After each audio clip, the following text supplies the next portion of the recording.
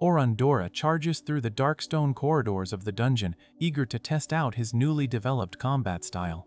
A brown-horned rabbit lunges at him, but Orun easily slices the monster in half with his sword, leaving nothing behind but a small red crystal. He pushes deeper into the labyrinth and soon encounters a group of green goblins armed with heavy wooden clubs. Instead of relying purely on his sword skills, Orun decides to incorporate his magic. He casts a spell called Strength Up, enveloping his body in a swirling green aura. He notes that support magic is typically used to boost the physical abilities of party members or to strengthen their equipment, but a skilled caster can also apply the buffs to themselves. With his strength magically enhanced, Orun fires a concentrated blue magic beam from his finger, instantly obliterating the lead goblin. He then coats his sword in glowing blue magic and unleashes wide arcs of energy, wiping out the rest of the goblin horde in seconds. Despite his overwhelming victory, Orun knows his hybrid fighting style has a strict limitation. He checks his mental timer and sees that exactly 3 minutes have passed since he cast his buff. He explains that support magic does not last forever, and an individual's natural magic resistance dictates the exact duration of the spell. In his case, the buffs always last exactly 180 seconds. He quickly casts Strength Up again just as another wave of goblins rushes down the corridor. Orun realizes that enchanters are constantly trapped in a race against time, needing to monitor the battlefield and recast spells at the perfect moment to keep their team alive. Normally, an enchanter would never try to cast complex spells while swinging a sword on the front lines, but Orun is determined to make this unorthodox style work. He slaughters the remaining goblins, sheaths his sword, and briefly reflects on the bitter memories that pushed him to fight this way. Just a day earlier, Orun stood in a study with his childhood friends Oliver, Derek, and Anili. They formed a group called the Heroes Party 8 years ago, quickly rising to S rank and becoming the very first team to reach the 94th floor of the Southern Great Dungeon. However, their success recently hit a wall, and Derek bluntly informed Orun that he was being kicked out of the party for good. Orun felt betrayed and confused, asking why they were abandoning him after everything they had survived together. Derek explained that they realized how important a top-tier enchanter was after seeing another elite S-rank party in action during a recent joint raid. Compared to those elite support mages, Orun's magic was simply too weak to keep up. Orun argued that he was originally a swordsman and only converted to an enchanter because Oliver was a much better swordsman and the party desperately needed someone to handle support magic. Orun even invented his own original spells to make up for his natural flaws and keep the team alive on the deepest floors of the dungeon. But Derek and Oliver refused to listen, stating coldly that they had already found a much better replacement enchanter. Aneli chimed in, mocking Orun for being a jack-of-all-trades who was only capable of fighting at an A-rank level in both swordplay and magic. She complained that his constant tendency to give tactical orders pissed them off, cementing their decision to abandon him. Realizing there was no place for him in the group anymore, Orun accepted his sudden expulsion, thanked them for the past 8 years, and walked away. Back in the present, Orun resolves to turn their insult into his greatest strength. He vows to become a true jack-of-all-trades, an adventurer who can master both swordsmanship and magic perfectly, so no one will ever look down on him again. Satisfied with his solo training, he heads over to the teleportation crystal to register his progress, allowing him to start his next run straight from the 7th floor. Just as he prepares to leave the dungeon, a panicked group of 4 adventurers sprints past him, fleeing for their lives from a massive horde of orcs. Orun overhears them arguing loudly. The blonde boy in the group is distressed because they left a brand new recruit behind to die. The woman in the brown cloak desperately defends her decision, claiming that prioritizing her old friends over a girl who just joined today was the right call to avoid a total party wipe. Orun initially decides not to get involved, assuming the girl simply had bad luck joining a cowardly party. However, his own recent expulsion from the Heroes Party makes the situation hit far too close to home. He knows exactly how much it hurts to be abandoned by comrades.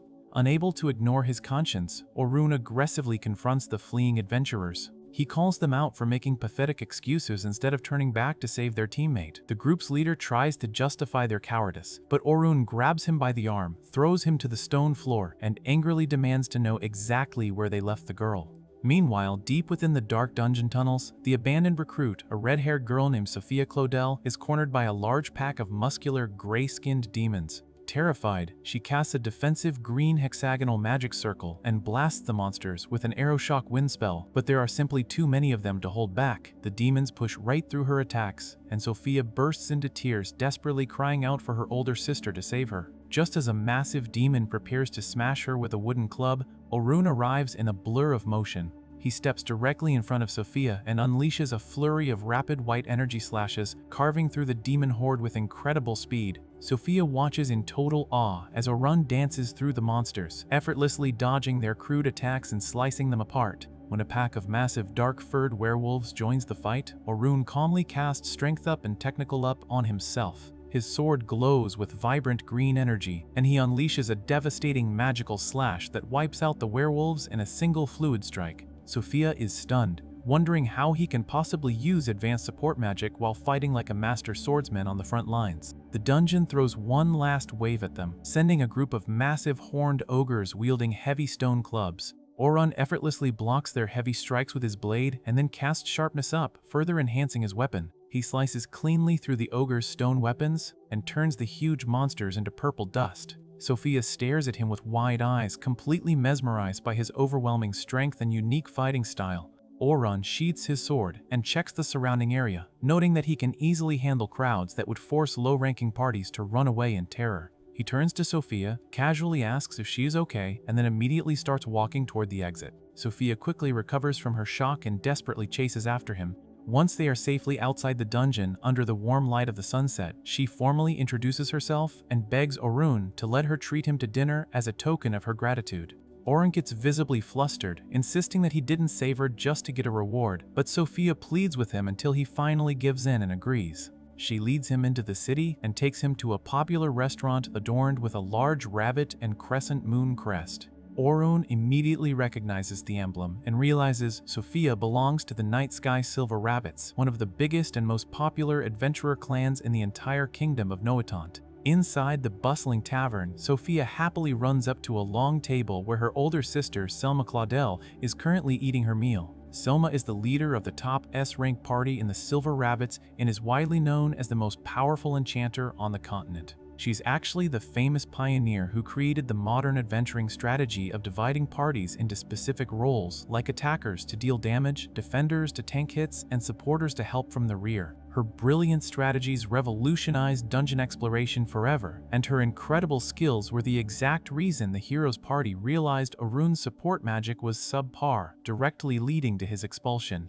Orun recognizes Selma immediately. Before he can even say a word, Selma notices him standing next to her 14-year-old sister. She instantly assumes Orun is trying to date Sophia and furiously confronts him. She glares at him with immense anger, demanding to know if her sister isn't good enough for him. Orun frantically tries to explain that his intentions are completely pure and they were merely going to eat dinner together. Sophia steps in, waving her hands in deep embarrassment, and yells at Selma to stop being so rude to the man who just saved her life. Selma is totally caught off guard by this revelation and demands a full explanation. Sophia nervously admits that she sneaked into the Great Dungeon entirely on her own, blatantly ignoring her clan's orders to stay put until their official expedition. Selma sighs heavily, realizing her sister was completely in the wrong, and immediately drops her angry demeanor. She formally thanks Orun for saving Sophia and apologizes for jumping to crazy conclusions. With the massive misunderstanding finally cleared up, they all sit down together for a meal.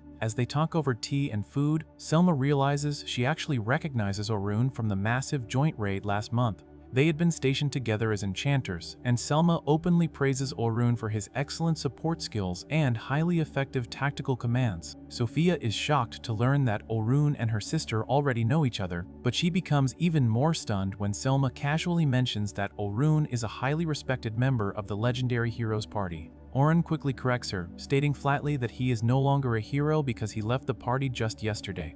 Selma is genuinely surprised that they would willingly let someone with his immense talent go, but Orun humbly claims they had their reasons, and it was a mutual agreement between them. Realizing that Orun is currently a free agent without a party, Selma sees a golden opportunity. She tells Orun she has the perfect job for him and asks him to formally join the Silver Rabbits on their teaching expedition starting the very next day. She explains that the clan's top veteran adventurers are escorting a large group of new recruits down to the 50th floor of the Southern Great Dungeon. The main goal is to have the veterans easily defeat the powerful floor bosses that appear every 10 floors, allowing the rookies to safely register their teleportation crystals and completely bypass months of dangerous grinding. However, doing all of this in just 3 days is a fast and dangerous schedule. Orun points out that pushing weak recruits that quickly is borderline suicidal and suggests the clan should have simply refused their sponsor's crazy demands. Selma remains quiet, but Orun quickly pieces the real strategy together. He realizes that if the Silver Rabbits can successfully drag a huge batch of rookies to the 50th floor, the recruits will gain massive amounts of experience all at once, rapidly strengthening the clan's overall military power for the future. Selma is impressed by his sharp strategic mind and formally requests his help as an armed escort. Sophia eagerly grabs Orun's hands and begs him to come along, making Orun blush furiously. He asks for some time to think about the offer, but he makes one absolute condition completely clear. He tells Selma that he knows she highly respects him as an enchanter, but he has officially converted to being a full-time swordsman. If he joins the expedition, he will fight exclusively on the front lines with a blade. Sophia is confused as to why he would completely abandon his magic, but Selma calmly accepts his strict terms, secretly figuring he will eventually fall back on his support magic if things get too dangerous down there. After leaving the busy tavern, Orun walks through the moonlit city streets and stops by a small potion shop run by an elderly man with a long white beard. The shopkeeper greets him warmly, thanking Orun for constantly advertising his store and bringing in so much valuable business over the years. Orun looks down, apologizing to the old man. He explains that he was abruptly kicked out of the hero's party, meaning he no longer has the fame or influence to send customers his way. He feels completely useless now that nobody will listen to a disgraced adventurer. The old man simply smiles and tells Orun not to worry about the advertising at all. He explains that he is genuinely grateful to Orun for who he is as a kind person, not just for his lofty status as a hero. The shopkeeper reminds Orun of all his intense hard work and assures him that there are still plenty of people in the world who desperately need his help. He strongly advises Orun to treasure every single word of gratitude he receives from now on, to live his life for himself, and to help others simply because it is the right thing to do. The old man promises to always be on Orun's side, no matter what happens in the future. Deeply moved by the old man's unwavering support, Orun thanks him and finally makes his final decision. The next morning, Orun arrives at the Night Sky Silver Rabbit headquarters, ready to join the massive expedition. Selma greets him with a warm smile, noting that he looks much livelier and far more relieved now that he is completely free from the toxic environment of the hero's party. Orun agrees, feeling a powerful, renewed sense of purpose. With his painful past finally behind him, the newly minted swordsman prepares to enter the Great Dungeon alongside his new allies. Orun sits in a sunlit office with Vince Briars, the head of the Silver Rabbits, and Selma. Vince tells Orun that he knows all about him leaving the hero's party and points out that they just lost a massive asset. Vince explains that Orhun's support magic might be slightly weaker than average, but his casting speed is 4 times faster than normal. On top of that, Orun uses multiple original spells and has perfect battlefield analysis.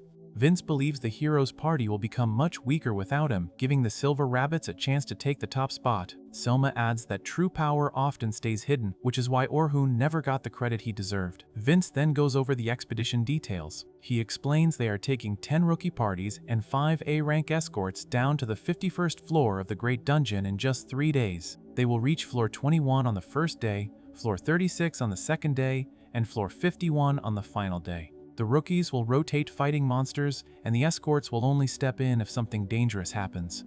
Orun realizes that 5 escorts are way too few for this crazy schedule, and suspects the clan has a hidden motive for pushing the rookies so hard. He figures they will never tell an outsider the real reason, so he decides to just accept the job. Vince offers him 2 gold coins in advance and 10 more upon completion. Orun notes that this is enough to cover a year of living expenses, but Vince insists that they simply value his skills that highly. Orun agrees to do his best and gets ready for the expedition.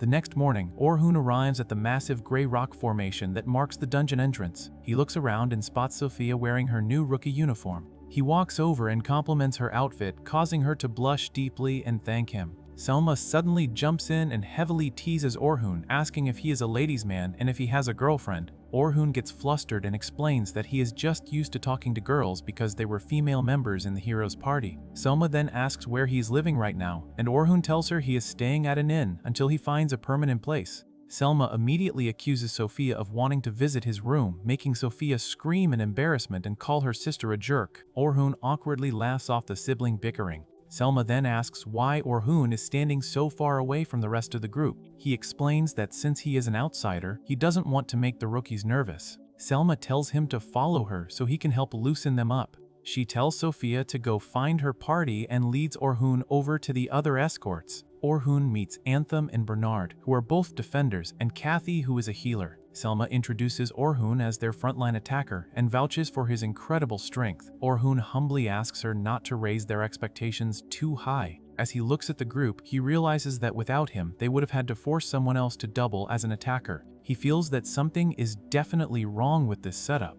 Earlier, Vince and Selma had a private meeting where Vince questioned the logic of putting an enchanter on the front lines. Selma explained that their clan has been completely trapped and unable to move forward since last year. She views Orhun as their wildcard to finally break through their limits and take back what they lost. Back at the dungeon entrance, Selma claps her hands and gathers everyone's attention. She gives a loud speech to the massive crowd of rookies, telling them that they are starting their descent to the 51st floor today. She notices they all look tense and scared, so she introduces Orhun as their special helper. She loudly announces that Orhun is a former member of the famous Heroes Party and has personally reached the 94th floor of the Great Dungeon. The rookies instantly start cheering and whispering in amazement, completely starstruck by the presence of a real hero. Orhun stands there sweating, annoyed that Selma is hyping him up so much. He only wanted the hero title to help advertise the old man's potion shop, and he worries this sudden fame will come back to bite him.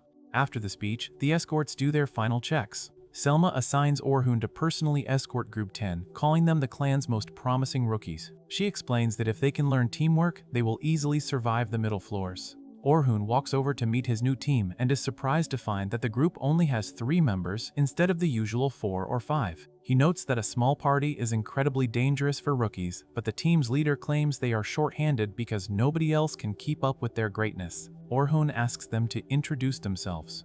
The blonde boy steps up and proudly announces that his name is Logan Hayward. He is an enchanter and boldly claims he will surpass Selma one day. Orhun immediately writes him off as an overconfident brat. Next, a pink-haired girl named Caroline Inglot introduces herself as a defender. Orhun notices she is wearing a simple jacket instead of armor and asks if she plans to gear up inside. Caroline proudly declares that she is a dodge-type defender who refuses to wear heavy armor or use shields. She explains she wants to kill lots of monsters up close while using her speed to dodge every attack. Orhun knows that being a dodge tank requires intense combat experience, and Caroline clearly ignored all her teacher's warnings. Finally, Sophia steps up and introduces herself as a rearguard sorceress. Orhun feels instantly relieved by her totally normal introduction. However, Caroline and Logan immediately start bickering about who is in charge, leaving Orhun stressing over his problematic team.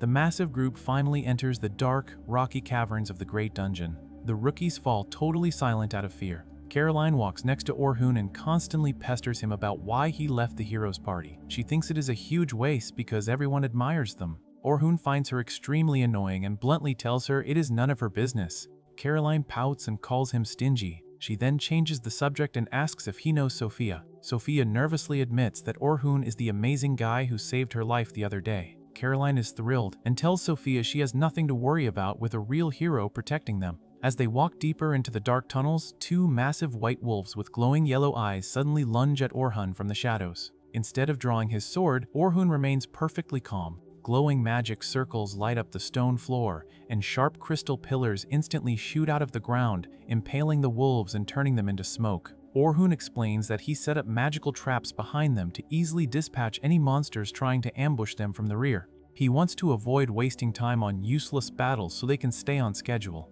They quickly reach the 20th floor, and Orhun spends the time carefully evaluating his team's combat skills. He watches Logan cast complex green magic circles and admits the kid is a genuine genius enchanter. Logan easily functions at an A-rank level, but he is terrible at giving orders to his teammates. Orhun figures Logan will improve with more experience. Next, he watches Caroline sprint through the dungeon and attack monsters with 2 curved daggers.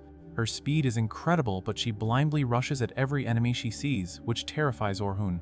He also notes her small daggers lack the destructive power needed for big fights. Lastly, he watches Sophia cast spells with her glowing pink staff. She is a bit passive and gets yelled at by her teammates, but she has no major rookie flaws and fights better than a normal beginner. The group eventually encounters the floor 20 boss, a massive green orc wearing a skull necklace. The rookies coordinate their attacks, and Caroline dodges the boss's strikes before her teammates slice it down. the monster collapses into a cloud of dust, and the rookies cheer in amazement at how fast they killed it. Selma congratulates everyone and orders them to register their guild cards at the giant glowing blue crystal to mark their progress. With the first day's mission complete, the group heads back to the city under a beautiful sunset. Orhun walks alongside Selma and tells her that Group 10 definitely has a lot of potential, but they completely lack teamwork. He's especially worried about Caroline's reckless fighting style. Selma admits Caroline has actually improved a lot, leaving Orhun to wonder just how bad she used to be. They agree to meet up again the next morning and part ways. Orhun returns to his small wooden room at the inn and takes off his dark jacket. He looks down at the wooden table and spots today's newspaper. The front page features a large picture of him alongside a huge article announcing his official expulsion from the Heroes Party and introducing their brand new enchanter.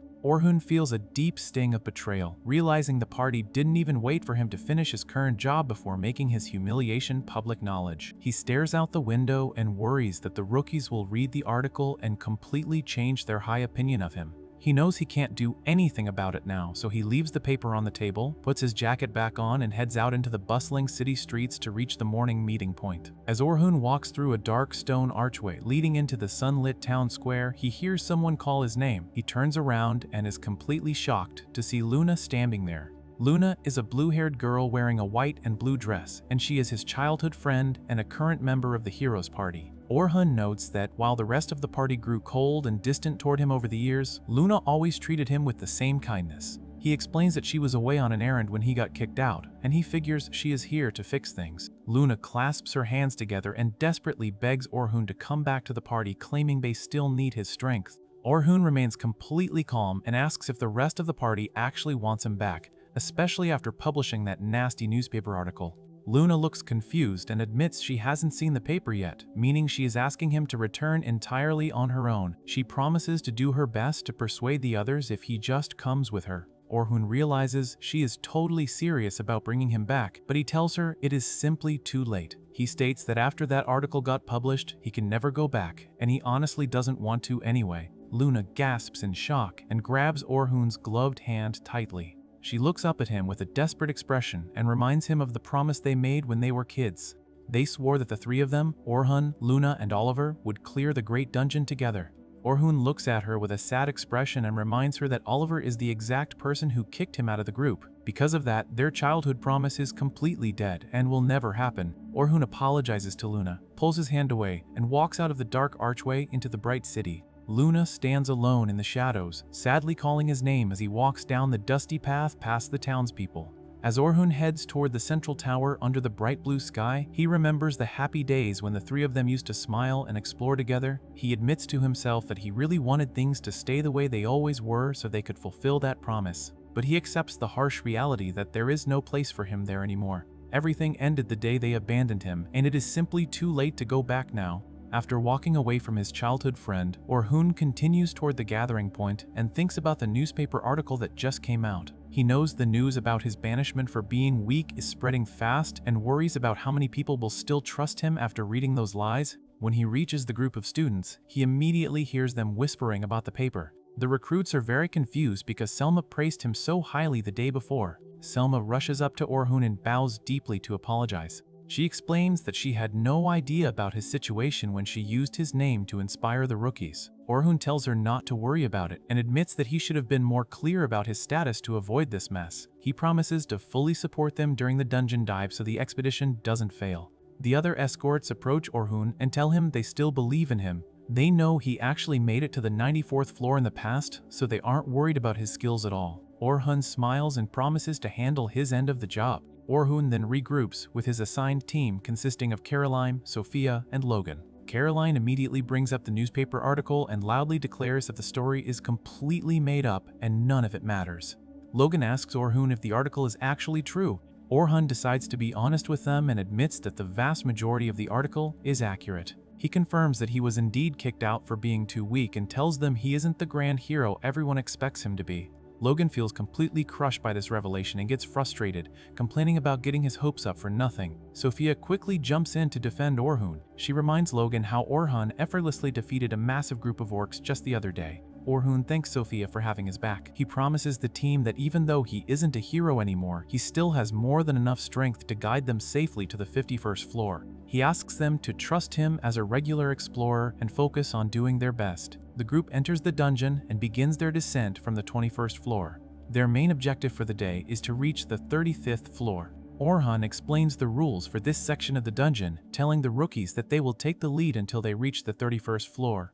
Until then, he won't give them any combat instructions and will only step in if things get out of hand. The team pushes forward through the dark tunnels. Caroline easily slices through a group of frog monsters using her daggers, and Sophia uses her magic staff to blast a wolf monster with fire. Orhun watches them handle the enemies perfectly and is glad to see that the girls still trust him and follow his lead. Logan remains quiet and skeptical, still doubting Orhun's actual abilities. Eventually, the team reaches the 31st floor. Orhun announces that he is now taking full command and will be giving all the orders from this point forward. He tells everyone to stay sharp because the monsters down here are much stronger. He senses a group of enemies ahead and asks if everyone is ready. The girls eagerly agree. A pack of goblins and a massive horned orc suddenly appear from behind the rock pillars. Orhun quickly issues his first command, telling Caroline to run forward and draw the goblins' attention away from the rest of the group. Caroline happily agrees and sprints straight toward the enemies. Orhun then orders Sophia to focus on the large orc in the back.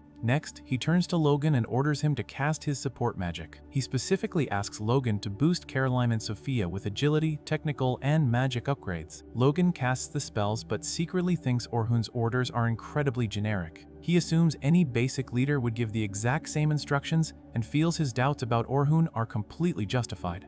Caroline clashes with the goblins and easily dodges their attacks. Meanwhile, Sophia finds herself face to face with the massive orc and suddenly freezes up in fear. She remembers the traumatic experience she had with orcs in the past and completely loses her nerve. Logan notices that she is too scared to move. He looks over at Orhun and sees him just standing there calmly. Logan assumes Orhun is useless and decides he has to save Sophia himself. However, as the monster charges, Orhun simply watches it. He calls out to Sophia and tells her she isn't alone anymore. He reminds her that she has Caroline, Logan, and himself to back her up, encouraging her to stay calm and give it her best shot. Sophia hears his words and manages to regain her focus. As the monster lunges at them, Orhun secretly casts a debuff spell to lower the beast's agility. This magic instantly slows the monster down. Sophia seizes the opportunity and casts an advanced magic spell. A massive blast of swirling fire erupts from her staff and completely engulfs the orc. The explosion obliterates the monster, leaving only a cloud of smoke behind. Orhun is genuinely surprised to see that Sophia can use such high-level magic. Caroline cheers loudly for Sophia's amazing attack, and Orhun praises the girls for a job well done. Logan watches the whole scene in disbelief. He realizes Orhun secretly debuffed the orc and is shocked by Sophia's hidden power.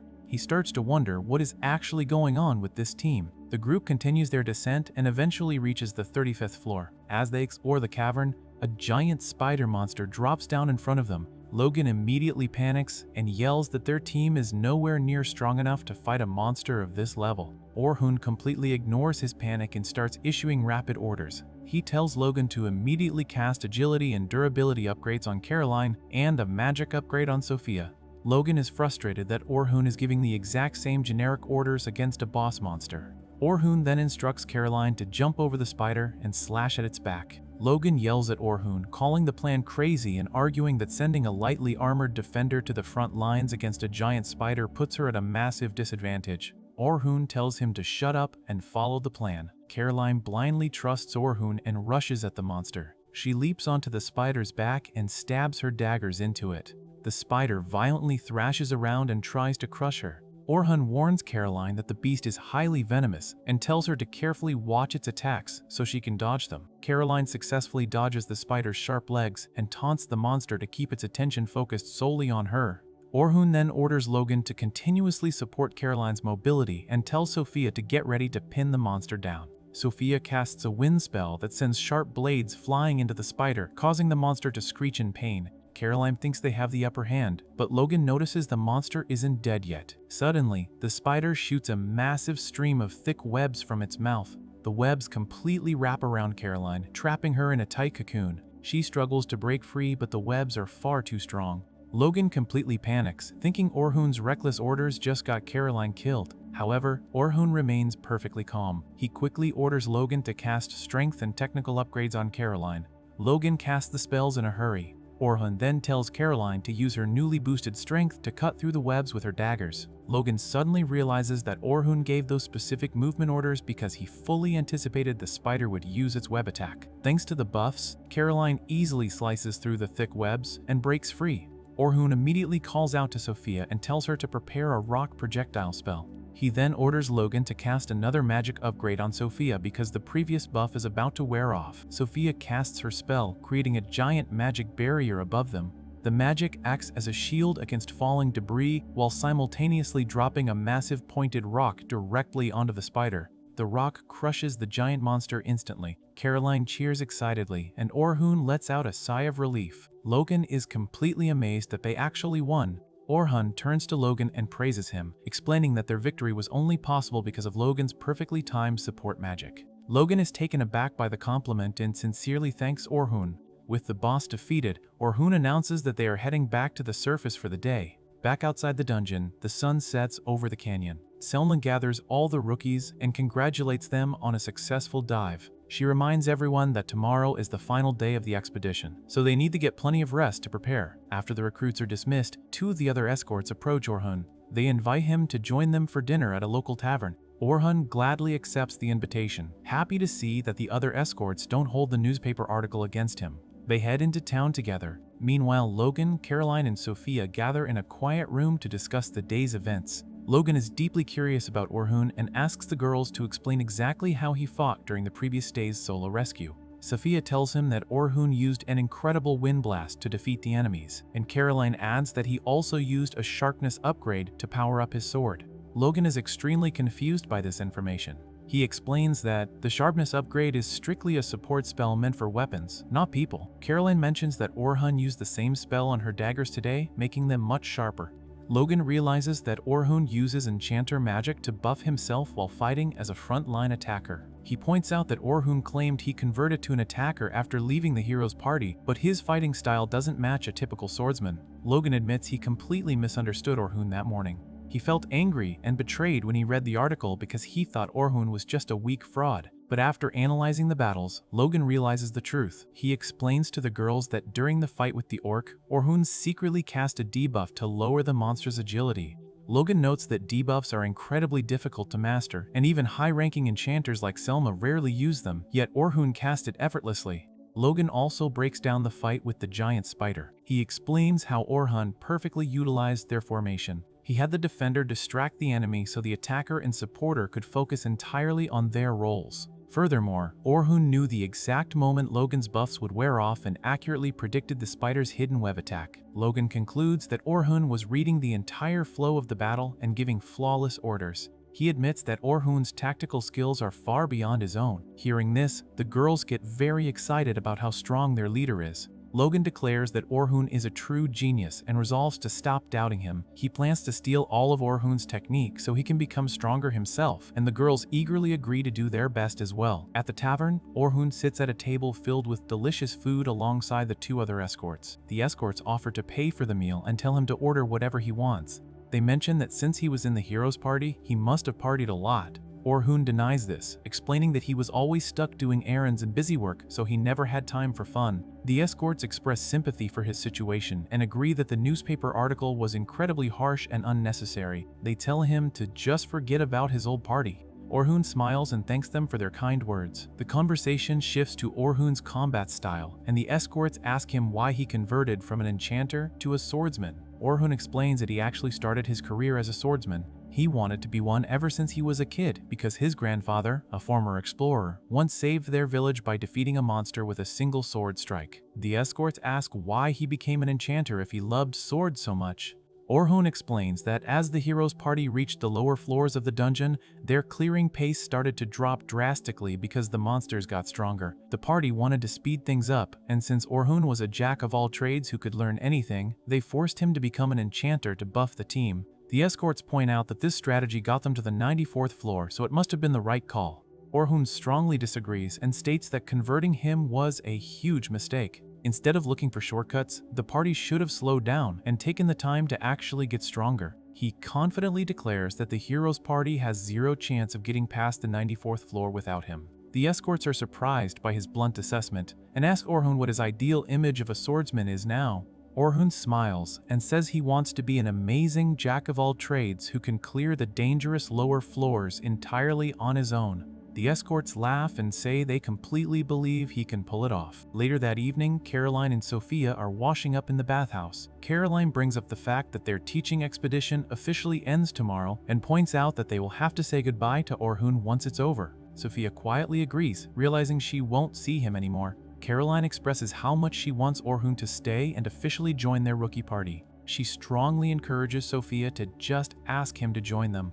Sophia feels hesitant, thinking it would be incredibly selfish to ask a former hero to join a rookie group, and assumes he would just reject the offer anyway. Caroline insists that he might actually say yes if Sophia is the one asking. Despite her doubts, Sophia admits that it would be very sad to never see him again and silently considers taking the risk to ask him to stay. The next morning, the group gathers together and heads out to the dungeon for their final and most dangerous day of the expedition. The next morning, Orhun meets with the recruits to start the final day of their dungeon dive. Caroline and Sophia excitedly hint that they have a special reward for Orhun if they manage to successfully complete the expedition. They are secretly hoping to use this opportunity to ask him to join their party permanently, but they keep the details vague for now. Orhun smiles and promises to keep them safe so they can all return together. Meanwhile, a group of other students nearby starts gossiping about the new heroes party. They excitedly discuss how the famous group is heading down to the 92nd floor today to test their teamwork with their brand new enchanter. Orhun overhears this conversation and thinks it is incredibly foolish for a party to test a new formation on such a dangerously deep floor. He knows they should be practicing on the lesser floors first, but he figures it is no longer his problem and focuses on his own recruits. Down in the dark depths of the 92nd floor, the heroes party is highly confident and ready for action. Oliver, Derek, Annalie, Luna, and their new enchanter Philly stand together in the rocky cavern. Oliver cheerfully declares that Orhun is no longer holding them back and expects Philly to easily impress them with her high-level skills. Philly nervously promises to do her best, completely unaware of the disaster waiting for them. The narrative then shifts back to 2 days prior, when the party threw a lavish welcome feast for Philly in a fancy wood-paneled room. They celebrated her arrival as a highly skilled enchanter who had previously reached the 100th floor in another dungeon. During the feast, they eagerly trash-talk Orhun, complaining about how he mismanaged their funds and acted incredibly stingy with the party's money. They are thrilled to finally have an enchanter who can cast real buffs instead of Orhun's supposedly weak magic. Suddenly, Luna arrives late to the room and interrupts the celebration. She anxiously asks why she just heard rumors about Orhun diving with a rookie group called the Night Sky Silver Rabbits. Oliver and Derek casually reveal that they kicked Orhun out of the party for being too weak while she was away. Luna is completely horrified by this news and strictly opposes replacing him. She explains that Orhun was the absolute core of the party and they cannot possibly survive without his guidance. Derek and Annalie arrogantly dismiss her concerns, claiming the rest of the world knows Orhun is trash and they are vastly better off without him. When Oliver officially announces their plan to test Philly on the 92nd floor in 2 days, Luna strongly protests the reckless idea. She reminds them that they barely survived fighting the Black Dragon down there even with Orhun fully supporting them. Oliver insists they won't actually fight the dragon and just want to test their basic teamwork against lesser monsters. He completely ignores Luna's warnings and forces her to comply with the plan. Back in the present, the party engages a massive 4-tusked mammoth monster in the rocky cavern, but everything immediately goes wrong. Oliver charges forward with his golden sword, but the weapon feels incredibly heavy in his hands. He struggles to swing it properly and realizes his buffs keep wearing off almost instantly. He angrily yells at Philly to fix her magic, but she is completely overwhelmed by the chaotic battle. She frantically apologizes and admits she hasn't figured out their specific combat flow yet. The mammoth retaliates by firing a powerful magical beam from its eyes. Derek steps up to protect the group with his heavy red shield, expecting to deflect the attack easily like he always does. Instead, the blast completely overpowers him and violently blows him away. Annalie gets heavily frustrated and tries to retaliate with her usual fire bullet spell, assuming it will obliterate the beast in one hit. However, her magic is ridiculously weak and barely creates a small spark against the mammoth's tough hide. the monster easily counters with a rapid barrage of energy beams, sending Annalie flying and leaving the entire party scattered across the cavern. Oliver angrily demands Philly predict the monster's next moves and warn them like Orhun used to do. Philly cries out in distress, explaining that keeping up basic support magic is taking all of her concentration and she cannot possibly read the flow of battle at the same time. Oliver realizes his strongest attacks are completely useless and wonders why they are suddenly so weak compared to their previous dives. Just as panic fully sets in, a massive black dragon unexpectedly crashes down into the cavern from the ceiling. The group is entirely terrified since the black dragon is a major floor boss and absolutely shouldn't be wandering around this area of the dungeon. The dragon effortlessly crushes the giant mammoth under its foot, completely obliterating it in seconds before turning its glowing yellow eyes toward the party. Luna screams for everyone to retreat immediately, knowing they stand absolutely no chance against such a monster without Orhun. However, Derek and Anelli outright refuse to run away, arrogantly believing they can beat the boss again just like they did before.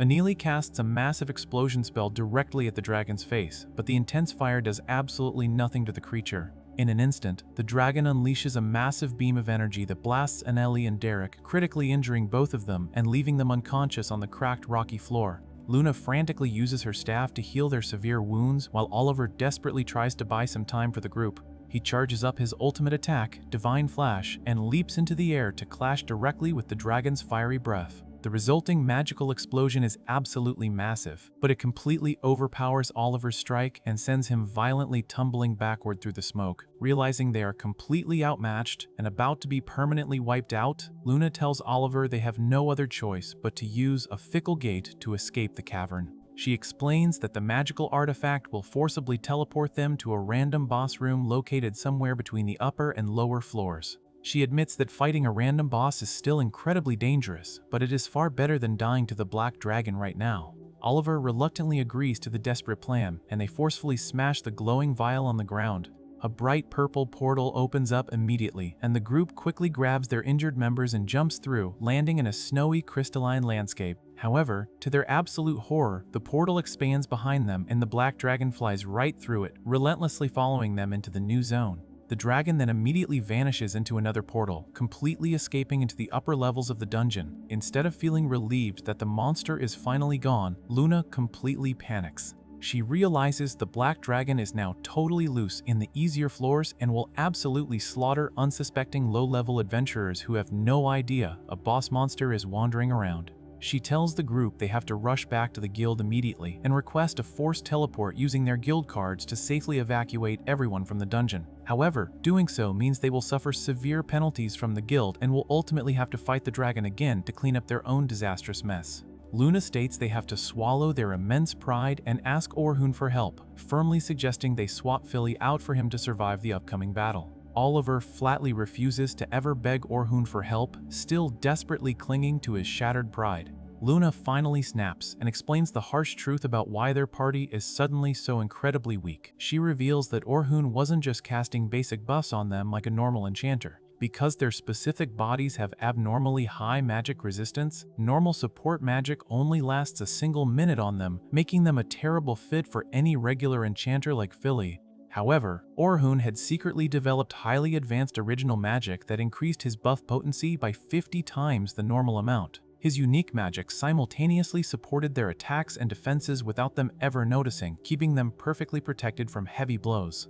Luna explains that Oliver and Anelli's massive attacks were entirely due to Orhun's hidden 50-fold power boost. Oliver's ultimate Divine Flash was actually a very weak attack on its own because he never spent enough time gathering magical energy. He only thought he was incredibly strong because Orhun was silently carrying the entire team from the shadows. Luna aggressively points out that their sheer arrogance blinded them to the truth, and they mistakenly believed they were powerful enough to clear the dangerous dungeon entirely on their own. Hearing this brutal reality, Oliver is completely crushed. He realizes his entire identity as a powerful hero was a complete lie fabricated by Orhun's masterful support magic. The heavily injured group slowly manages to escape the dungeon and return to the surface, feeling completely defeated and severely demoralized. As they walk through the canyon path outside the dungeon entrance, other adventurers spot them and start loudly cheering. The crowd eagerly praises the heroes' party for their amazing skills, completely assuming they just successfully cleared the deepest floors of the dungeon.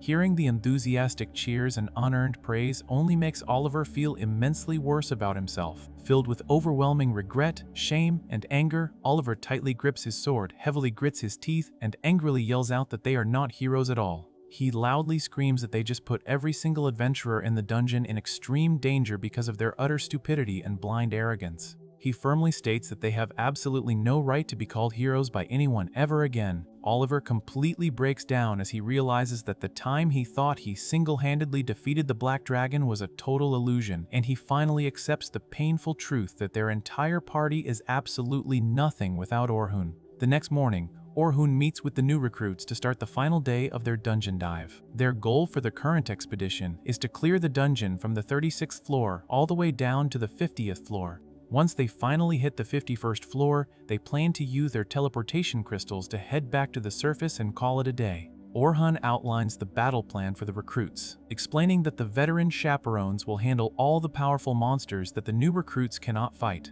and then everyone will team up together for the major boss fights. Even though the plan seems completely doable, Orhun senses a deeply ominous feeling radiating from the great dungeon. He cannot quite place the source of the dread, but he feels like something terrible is about to happen today. Caroline completely ignores the tension and eagerly asks what kind of monsters they will slaughter today. Orhun reminds her that she is a defender and cannot just rush at the monsters blindly like she usually does. Caroline argues that if she fights entirely alone on the front lines, everyone else will not have to work as hard. Orhun strictly advises her to start thinking of herself as part of a team since there is a hard limit to what a single person can accomplish. Logan jumps into the conversation and points out that Albert Sensible used to say the exact same thing about teamwork. Orhun recognizes the name and asks if Logan means the famous undisputed ace of the night sky, Silver Rabbits. Logan confirms it and explains that Albert is still a massive hero to everyone in the clan, but he tragically died fighting the Black Dragon on the 92nd floor the previous year. Logan reveals that Albert actually lost his life trying to protect his defender, who was supposed to be the one protecting him. Hearing this tragic story deeply affects Caroline. She quietly concludes that to prevent her own comrades from dying, she simply needs to keep the people she is protecting as far away from the danger as possible by fighting completely alone on the front lines. Orhun notices her intense expression and decides he needs to guide her properly so she does not get herself killed with that reckless mindset. He agrees to give her more combat advice, and Sophia and Logan immediately demand that Orhun teach them what they need to do to get stronger as well. Orhun happily agrees to help them all. The massive group descends to the 36th floor, which is filled with massive rocky stalagmites. Selma, the red-haired leader of the Night Sky Silver Rabbits, approaches Orhun and notes that the recruits have really taken a liking to him.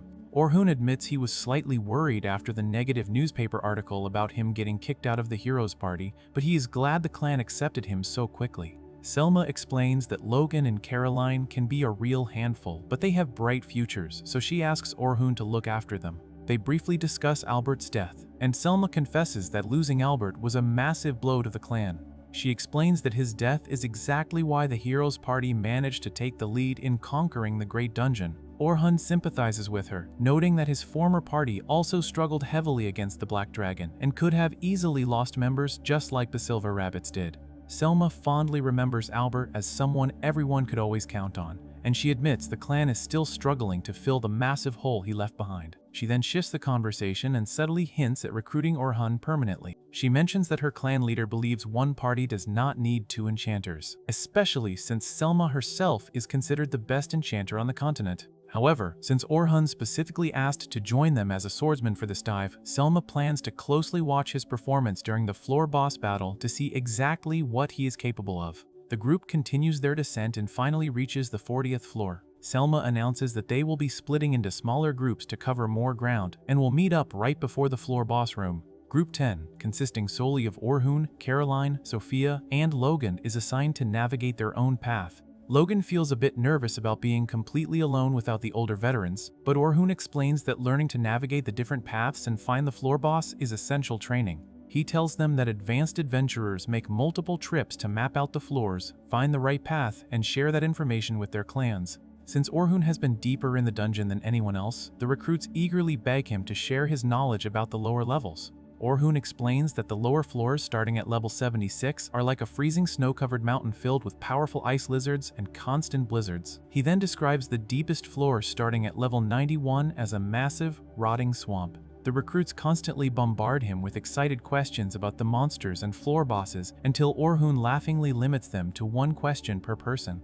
Meanwhile, back on the surface, Luna completely ignores protocol and bursts directly into the Guildmaster's office. She forcefully demands that they immediately execute a forced teleport to evacuate absolutely everyone currently inside the dungeon. The Guildmaster refuses, explaining that a forced teleport requires an incredible amount of mana and is strictly reserved for massive emergencies. Luna quickly reveals the horrifying truth to the room. She explains that the black dragon from the 92nd floor managed to fly through their fickle gate. Since fickle gates teleport targets to completely random boss rooms, nobody has any idea where the black dragon currently is. It could be lurking on the higher, middle, or lower floors, meaning unsuspecting adventurers might run directly into it at any moment. The Guildmaster is utterly shocked to learn that a floor boss can even use a magic item. An official in a red cape argues that they need to authorize the teleport immediately to save lives, but the Guildmaster hesitates, stating they need to hold a formal conference to discuss the rules first. Luna desperately shouts that there is absolutely no time for a meeting because the people inside the dungeon have no idea a massive boss monster is actively hunting them. Back on the 40th floor, Orhun's group wanders through a massive cavern. The recruits find it incredibly strange that they have not encountered a single monster in such a large room. Orhun feels the exact same nasty, creeping sensation he experienced before entering the dungeon. It feels as though all the regular monsters are hiding in absolute terror from something much bigger. Suddenly, a blue-skinned azure goblin jumps out from the shadows.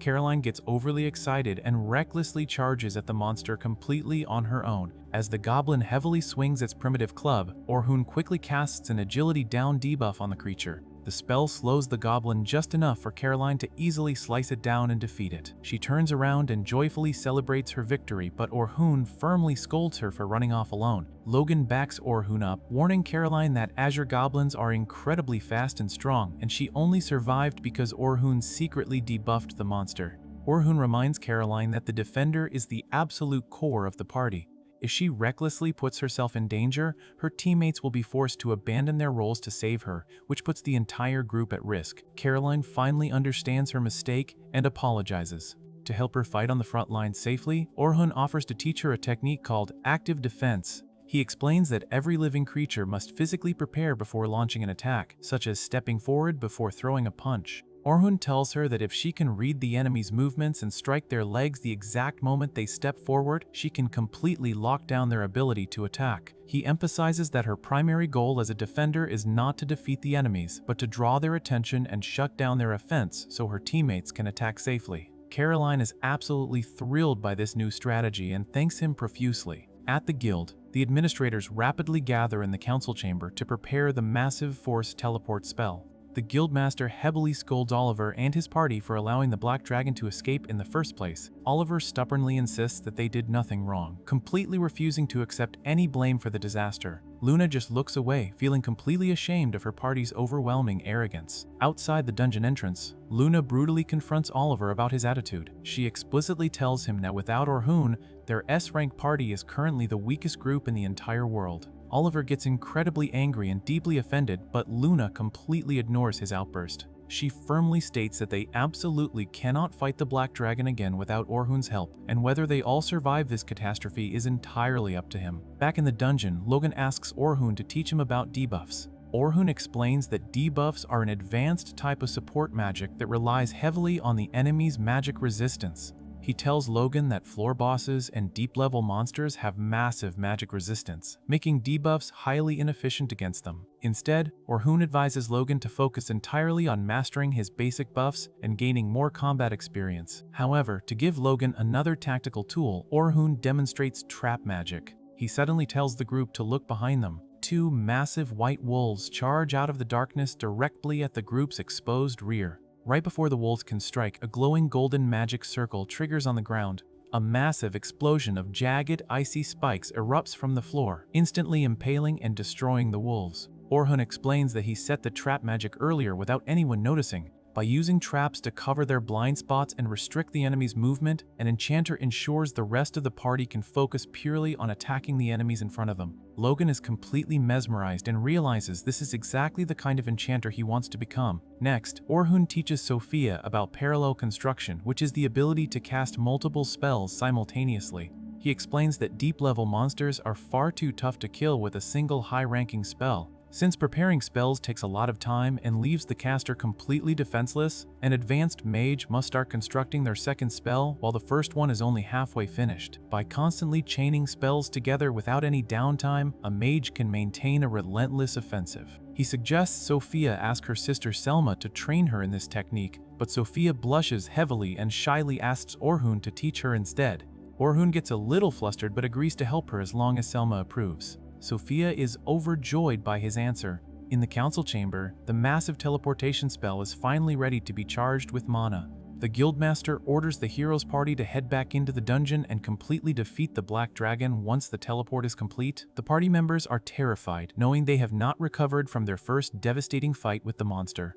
Despite their fear, Luna confidently agrees to the order and states they will head out immediately, much to Oliver's utter shock. Deep in the dungeon, Orhun's massive group finally arrives at the 50th floor. Selma orders the new recruits to stay in the safe zone, while the veteran chaperones handle the floor boss completely on their own. She tells the recruits to closely watch how advanced adventurers fight. A massive, four-armed, blue-skinned monster with a red mane drops into the cavern wielding a giant spiked club. The veteran warriors immediately engage the beast. The main tank uses his shield to block the monster's devastating shockwave roars while the attackers swarm its sides.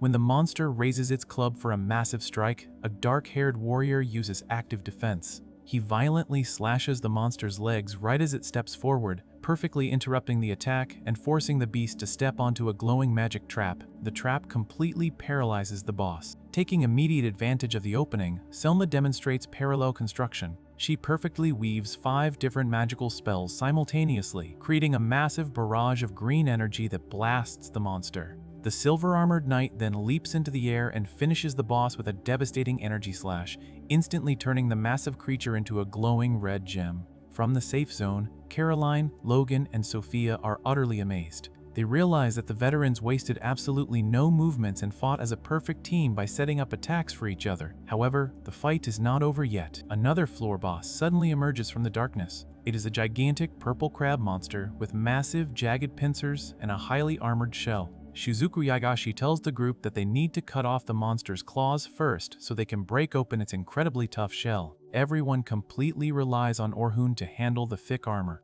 Orhun readies his silver sword and charges directly at the giant crab. As the monster violently swings its massive pincer, Orhun activates his totally original spell called Impact. He explains that the spell is practically a cheat code he created by accident. Impact forcibly enhances his equipment's power and his own magic by 100 times for a single instant. He admits he feels guilty using such an overpowered spell, but he needs it to survive the deepest floors. Orhun leaps into the air and strikes the crab's pincer. A blinding blue flash of energy completely severs the massive claw in a single hit. The recruits watch in absolute shock at Orhun's overwhelming physical strength. With the crab defenseless, Selma orders a full-scale attack. The entire veteran group unleashes a massive barrage of green magical energy. A blonde knight easily blocks the crab's remaining attacks with his shield, and a final purple energy slash violently splits the crab's shell completely in half. The monster dissolves into mist, leaving behind a small gem. Selma congratulates the entire assembly on their hard work over the past 3 days, and announces that it is finally time to head home. The recruits cheer loudly. Orhun smiles and crosses his arms, feeling immensely relieved that his job as an instructor is finally done. He is incredibly glad that nothing bad happened during the dive. Caroline eagerly runs up to Orhun to celebrate their victory, but suddenly, a terrifying sound echoes through the cavern. The dark, textured rock ceiling above them literally cracks like fragile glass. The stone violently shatters, revealing a blinding, shimmering purple light pouring into the room. A massive black dragon with glowing yellow eyes violently bursts through the shattered ceiling and drops directly into the cavern. Caroline screams in pure terror as the towering beast roars, and Orhun looks up in absolute shock and horror, unable to comprehend how the most dangerous monster in the dungeon is standing right in front of them.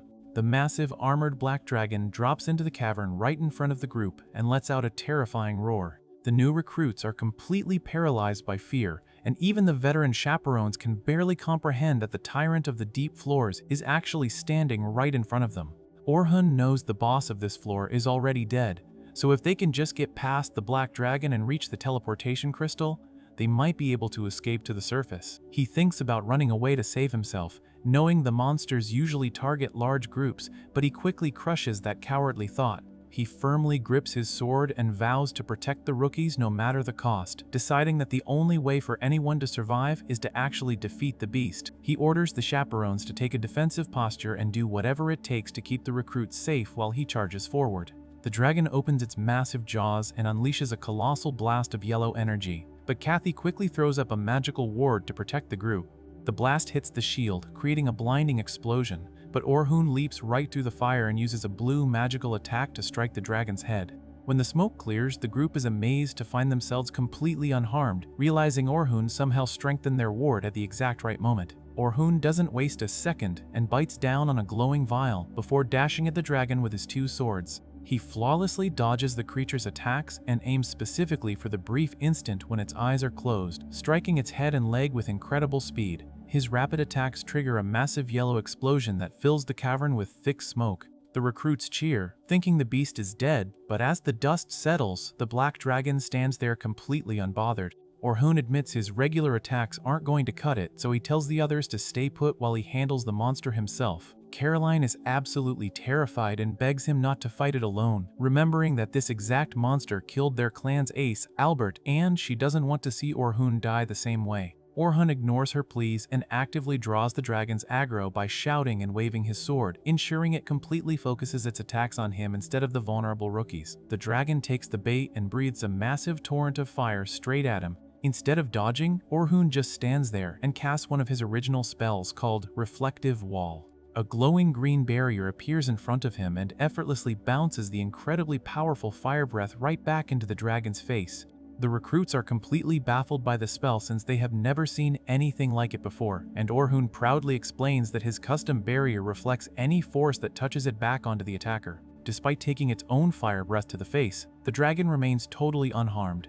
Realizing he needs to take some serious risks, Orhun completely abandons standard tactics and starts casting status up on himself. He doesn't just cast it once or twice, but repeatedly shouts the incantation, chaining the spell over and over until he hits an octaval boost. Selma watches in utter disbelief, explaining to the rookies that recasting a buff usually just resets the timer, but Orhun is somehow forcing the spell to stack. He ends up multiplying his stats 32 times by simultaneously constructing 30 different support spells at once.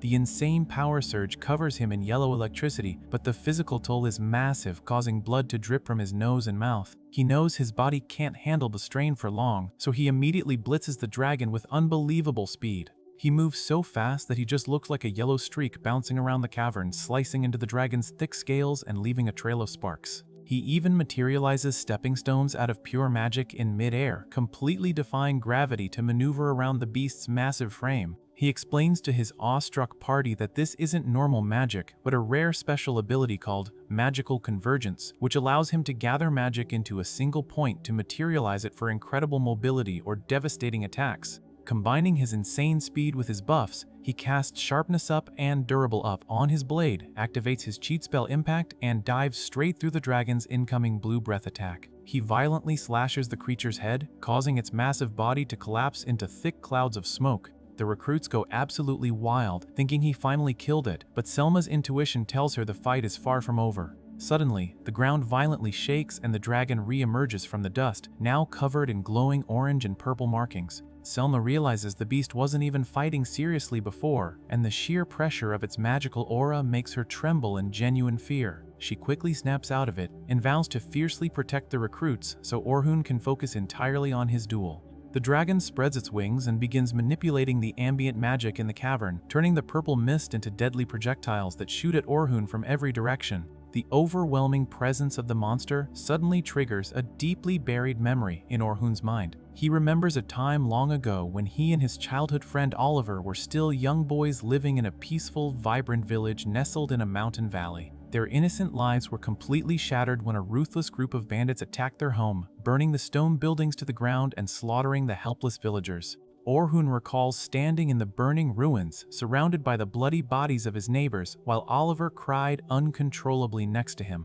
The next morning, as they stood in a field of freshly dug graves with wooden markers, Oliver clenched his fists and swore he would get strong enough so nobody could ever steal from him again. In that same moment, a tearful Orhun made his own vow, promising to become an adventurer and seek ultimate power so that the horrors of the world could never grind him down. He swore he would become strong enough to protect everything he cared about. Snapping back to the present reality, Orhun channels that ancient vow, refusing to let the terrifying monster in front of him take away the lives of his new comrades. He recognizes the Black Dragon's current attack pattern as a corrupted version of his own magical convergence, noting how the beast uses the ambient magic to attack from all sides. He confidently taunts the beast for underestimating him and leaps into the air, dodging the barrage of purple needles while retaliating with fire bullet. The dragon proves incredibly persistent and rapidly increases the speed of its attacks. When Orhun realizes he can't dodge a massive incoming beam, he quickly summons a rock wall to absorb the impact and relies on his pre-placed reflective wall to bounce away the stray shots. He perfectly utilizes active defense, constantly striking the dragon the exact moment it tries to attack, completely pinning it down and forcing it to focus entirely on him. The rookies watch in awe as Orhun flawlessly executes the role of a dodge-type defender, keeping them totally safe while fighting the deadliest monster in the world. However, Orhun is heavily feeling the absence of his old S-rank party. He remembers how Derek and Luna used to block the mist, Anili would pin the dragon down, and Oliver would deliver the final blow. Now, he has to perform all of those difficult roles simultaneously. Determined to win without them, he sets up a brilliant trap by casting Raise and Repeat, an original spell that absorbs ambient magic to replicate a previous attack at a much higher intensity. A massive network of glowing magic circles surrounds the dragon, triggering a devastating series of fiery explosions that rival a top-tier mage's ultimate attack. With the dragon momentarily staggered, Orhun decides it's time to play the attacker role. He gathers his magical convergence into his hands, but instead of forming a golden sword like Oliver usually does, he materializes a pitch-black blade. He proudly declares that he wants to be a swordsman who can fulfill every single role in a party. And then he unleashes Divine Flash combined with Impact. A blinding purple and white energy slash completely eradicates the dragon, leaving nothing but smoke and jagged shards in its wake. The group cheers once again, but their relief is instantly shattered when a massive glowing red eye pierces through the gloom. The black dragon actually sacrificed its own tail to survive the ultimate attack. It lunges at Orhun with renewed fury, and the two clash in a desperate high-speed aerial battle amidst crackling purple lightning. Just as Orhun lines up another strike, his massive buffs finally run out. Selma panics and immediately tries to cast status up on him, but her spell inexplicably fails to activate. Orhun shouts at her to stop, explaining that receiving an outside buff now would completely throw off his rhythm. He firmly orders her to focus solely on defending the rookies while he handles the boss. Selma accepts her role, realizing she has no place in this clash of titans, and holds the girls close as the cavern shakes. Left entirely to his own devices, Orhun leaps across floating stone platforms and violently forces his body to endure another quintuple status up. He then unleashes Thundershock, summoning massive bolts of yellow lightning that form a colossal cross-shaped explosion right on top of the beast. The dragon crashes into the rocky floor, sending debris flying everywhere. But even after taking that catastrophic hit, the creature stubbornly refuses to die. Orhun drops to his knees, utterly exhausted and gasping for air, and realizes his blade is completely shattered. Seeing the beast is just as battered as he is, he decides to bet everything on one final overwhelming strike. He activates a terrifying spell called Destruction, converging a highly amplified mass of pure magic into a gigantic, pitch-black greatsword that dwarfs his own body. The sheer magical pressure radiating from the blade absolutely stuns the recruits. Orhun explains that this spell's raw power completely exceeds special rank magic, even without using impact. He grabs the massive hilt, wraps himself in his yellow aura, and launches himself straight at the dragon. He zips through the cavern like a meteor, flying through a series of glowing green seals that cast weight up on his giant sword, multiplying its mass with every ring he passes. The dragon tries to stop him with a desperate barrage of purple beams, but Orhun easily deflects them with reflective wall and keeps his forward momentum. He reaches the center of the dragon's guard, screams at the top of his lungs, and perfectly activates impact right as the colossal blade connects. The resulting explosion is completely indescribable. A blinding eruption of red, white, and yellow light that completely annihilates the black dragon and turns the entire cavern into a chaotic storm of energy. When the blinding light finally fades, thick clouds of black and red smoke slowly drift across the ruined battlefield. Selma and the rookies peek out from behind their glowing green barrier, desperately searching the dust for any sign of survival. Slowly, a lone figure emerges from the heavy mist. Orhun walks toward them, his clothes torn and his body battered, but he is still tightly gripping his bizarrely shaped sword. He lets out a heavy sigh, closes his eyes, and gives them a weak, relieved smile as his body finally gives out. He collapses forward, but Caroline excitedly rushes in and catches him before he hits the ground.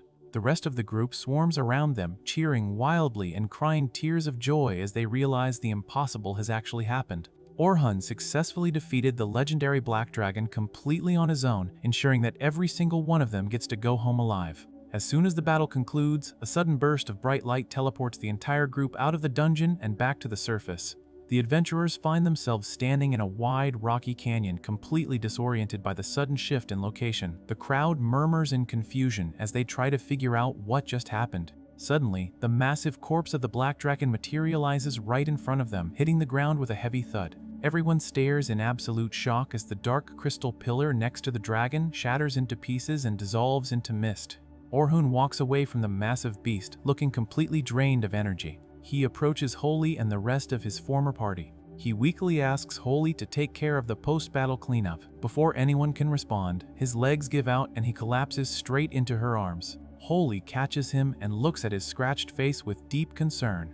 The rest of the party stands around them in stunned silence. They finally realize that Orhun managed to defeat the infamous boss monster entirely by himself. A little while later, Derek confronts Orhun in a stone room, absolutely refusing to believe the truth. He furiously shouts that it is completely impossible for someone like Orhun to beat the dragon alone. Holy quickly steps in to defend Orhun. She looks Derek right in the eye and tells him he just needs to accept his own weakness instead of throwing a tantrum. Derek completely loses his temper and yells that she is always trying to boss them around. He aggressively charges at Holy with his fists clenched. Holy remains perfectly calm and calls out to her magic spirit, Pixie. A glowing green magic circle instantly appears beneath Derek's feet. The intense magical pressure completely freezes his body in place. Derek groans in pain and struggles to move his armored limbs, but the invisible force is way too strong. He drops to his knees, sweating and gritting his teeth in sheer frustration. Holy sternly announces that the fight is over and demands that everyone stop arguing immediately. Oliver stands nearby with his eyes closed, clearly annoyed by the entire situation but unable to do anything about it. Later that night, back at the academy dorms, Sophia sits at her desk writing a detailed report about the expedition. She cannot focus on the paperwork because she keeps geeking out over how amazing Orhun was during the battle. She blushes and smiles as she remembers how he taught her to use parallel construction to cast advanced spells. She thinks about how cool he looked fighting the monster and how kind his expression always is. Suddenly, her older sister bursts into the room looking completely exhausted. The older sister flops face first onto her bed without even taking off her cloak. Sophia notices how terrible her sister looks and suggests they head down to the bathhouse to wash up and relax. A few minutes later, the two sisters are soaking in the steaming hot spring. The older sister lets out a sigh of relief and sincerely thanks Sophia for staying safe during the terrifying dungeon run. She then asks Sophia what she thought of Orhun's incredible battle against the Black Dragon. Sophia excitedly explains that while Orhun's magic and movements were unbelievably fast, his actual fighting style was completely based on fundamental basics. She details how he perfectly executed standard rear attacker and defender tactics to control the entire flow of the fight. Hearing this makes the older sister feel highly inferior. She admits that she could not even comprehend the bottomless well of strength Orhun displayed and just felt overwhelmed by his power. She affectionately leans her head against Sophia's shoulder. She tells Sophia how much she respects her for always walking on her own 2 feet and understanding things in her own unique way. She adds that many people rely on Sophia, and she genuinely wants to be just like her. Sophia gets a little embarrassed by the praise and reminds her sister not to push herself too hard. The following morning, Orhun wakes up in his room and immediately groans in severe pain.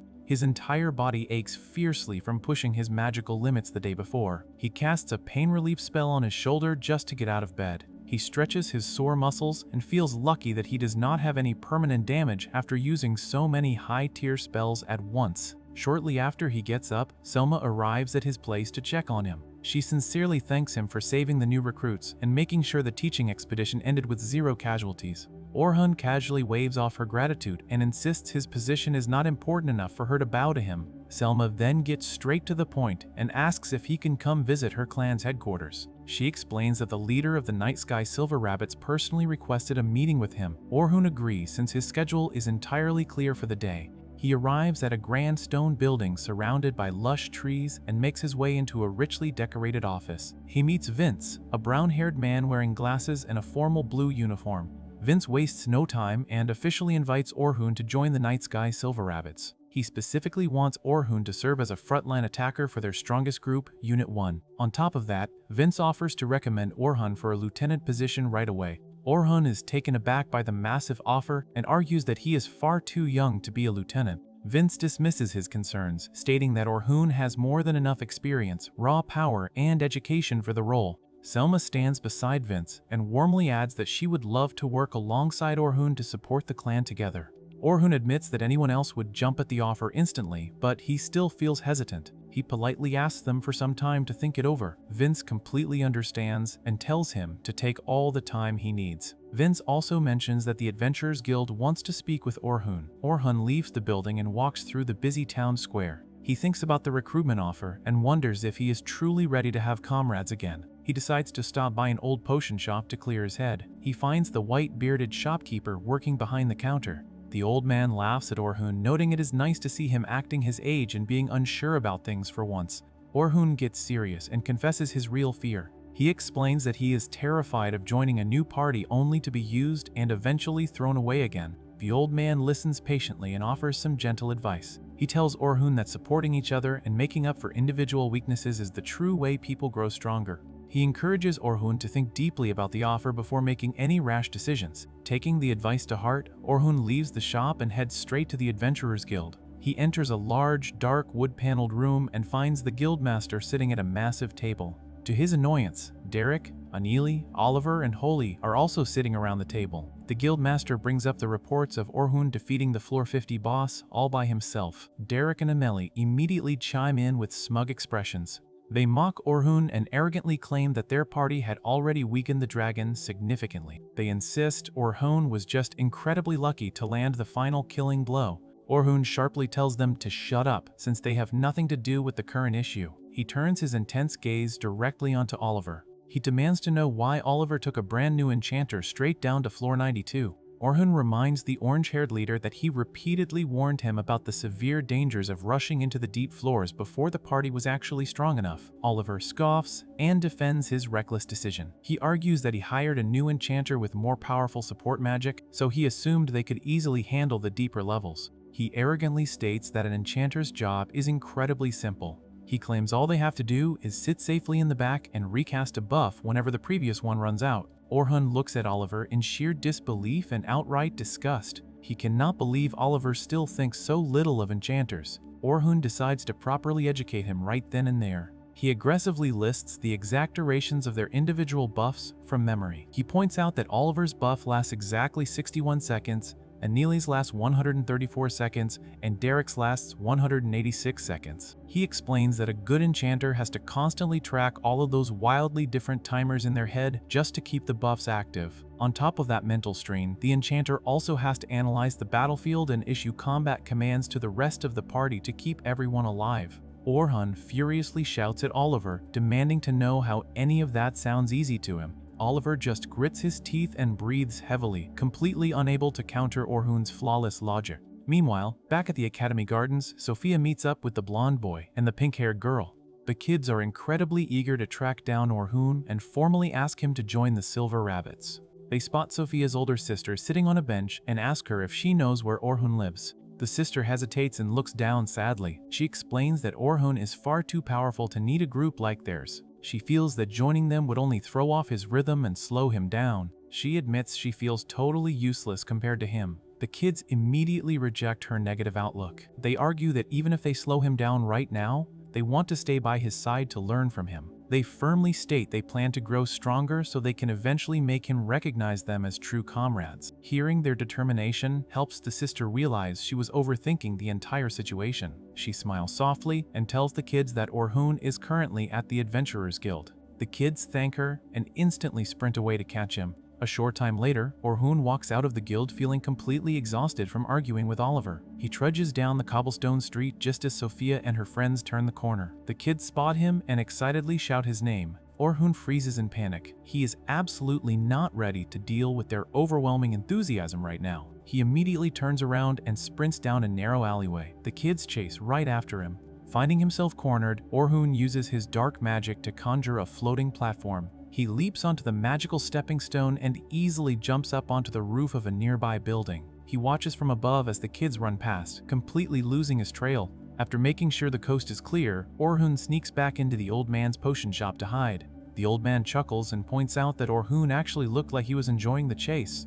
Orhun tries to deny it, but the shopkeeper sees right through him. The old man tells Orhun that he knows he is desperately looking for a place to belong. He reminds Orhun that he does not have to stay isolated and can find a true home alongside others. Later that night, Orhun takes a quiet walk out into the grassy hills bordering the town. He stares up at the bright full moon, lost in his thoughts. Suddenly, Sophia approaches him from behind. She bows respectfully and thanks him once again for saving everyone in the dungeon. Orhun asks what she is doing out so late.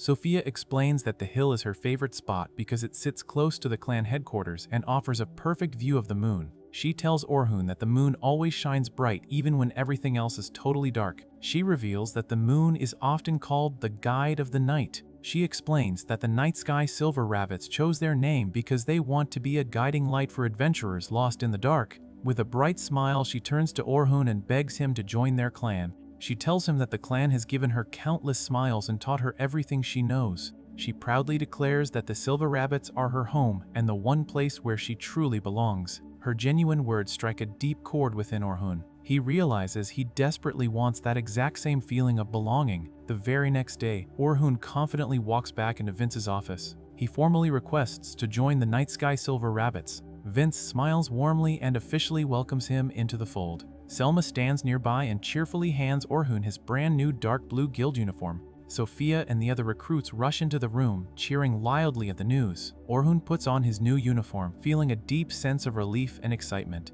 He looks around at his new friends and finally feels ready to start his new life with a party that actually values him. Before fully settling into his new life, a memory flashes back to a time when Orhun and Oliver are just young boys.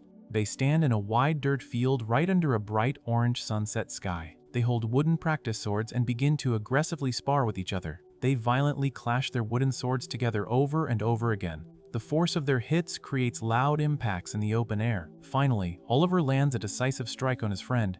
A wooden sword goes spinning through the air and sticks straight into the dirt. Orhun falls to the ground and sits in the dirt. He winces in pain and rubs his head before admitting that he lost the match. He tells Oliver that he just cannot beat him anymore. Oliver stands over him and breathes heavily. He glares down at Orhun with a completely frustrated expression. He clenches his fist tightly and yells at Orhun to stop slacking off. Oliver insists that Orhun used to be much stronger than this and demands to know what happened to his skills. Orhun casually lies back in the dirt and rests his hands behind his head. He replies that this is all the strength he has left and points out that Oliver just naturally grew stronger than him over time. Oliver absolutely refuses to believe this excuse. He promises to make Orhun take their matches seriously and then angrily walks away. Orhun watches him leave and quietly mutters to himself that he simply does not want to kill Oliver. Suddenly, a young Shion appears and happily calls out his name. She walks over and smiles down at him. Orhun sits up and admits he feels pretty lame for losing right in front of her. Shion reassures him that he actually looked really cool and reminds him that she knows his true strength. Orhun looks down sadly and states that his current weakness is just the result of his heart being too fragile to endure the hardships around him. He feels incredibly guilty that Oliver is now carrying the heavy burden of people's expectations. He vows to help Oliver carry that weight. Shion crouches down beside him and promises that she will never let him be alone. She tearfully vows to get strong enough to stand right by his side so they can face their enemies together. Orhun is deeply moved by her words. Shion reaches out and takes his hand. She promises to do everything she can to catch up to him and walk beside him in the future. She asks him to be her guide until that day comes. Meanwhile, far away in a dimly lit room with large arched windows, a bearded guildmaster walks in to report to a man with an eye patch. The guildmaster explains that an adventurer just defeated the Black Dragon entirely alone in the southern region. The eye patch man thinks the adventurer must be completely suicidal to try something like that. The guildmaster clarifies that the Black Dragon actually appeared outside of its normal habitat on floor 92. The eye patch man wonders if Oliver managed to pull off the kill, but the guildmaster says it was not him. The eye patch man realizes that the only other person capable of doing this is Orhun. He holds his head in shock and confusion. He states that if Orhun had truly regained his original power, he would never have chosen to waste it on defeating a simple floor boss. He assumes Orhun must have gained enough power to defeat the dragon through some completely new method. He orders the guildmaster to report any new information on Orhun immediately. At the exact same time, deep in a lush green forest, a man in a tan shirt gets pierced right through the chest by sharp red projectiles. A massive spray of blood erupts into the air. 4 powerful fighters stand over a large pile of dead bodies and dropped weapons. A woman with long, light brown hair wearing silver armor states that 5 top-level parties tried to work together to ambush them. A guy with spiky blue hair points out that the fight still ended exactly the same way it always does. A younger guy with pink hair says he is just glad no one got hurt. He turns to the 4th member, an older Xion wearing a white hooded cloak, and asks what they should do next. Xion touches her chin and thinks for a second. She tells the group that no powerful adventurers will be showing up at the Eastern Great Dungeon for a while, so she suggests they leave the area. Suddenly, she looks towards the trees and calls out to someone hiding there. A messenger dissolves out of a swirl of white magic and crouches before her on the dirt path. The messenger tells Xion that he has an urgent message from headquarters. He explains that someone just appeared at the Southern Great Dungeon who is powerful enough to defeat the Black Dragon alone. Xion looks completely shocked by this news. The messenger adds that headquarters believes this Dragon Slayer has already sided with the church. He formally orders Xion to make contact with the Dragon Slayer and kill him if he proves to be an enemy. Xion realizes that this person definitely cannot be Oliver. The blonde woman in silver armor suggests they try to bring the Dragon Slayer over to their side. However, the muscular guy with blue hair smirks and says they will just have to kill him if he is working for the church. Xion agrees with the plan and thanks the messenger for the information. The messenger immediately uses his magic to vanish into thin air. The group agrees to head to the Southern Great Dungeon as soon as they are fully prepared. The pink-haired guy reminds everyone that the South is church territory, so they have to be extremely careful. Xion walks away from the group to be alone. She clenches her fist tightly. She refuses to let the South fall as quickly as the West did. She promises herself that she will stop this Dragon Slayer no matter what. A memory flashes back to the day Orhun handed her a white envelope sealed with a red wax stamp. Young Xion opened the letter and read it. She immediately started crying uncontrollably as her heart completely broke upon reading his farewell.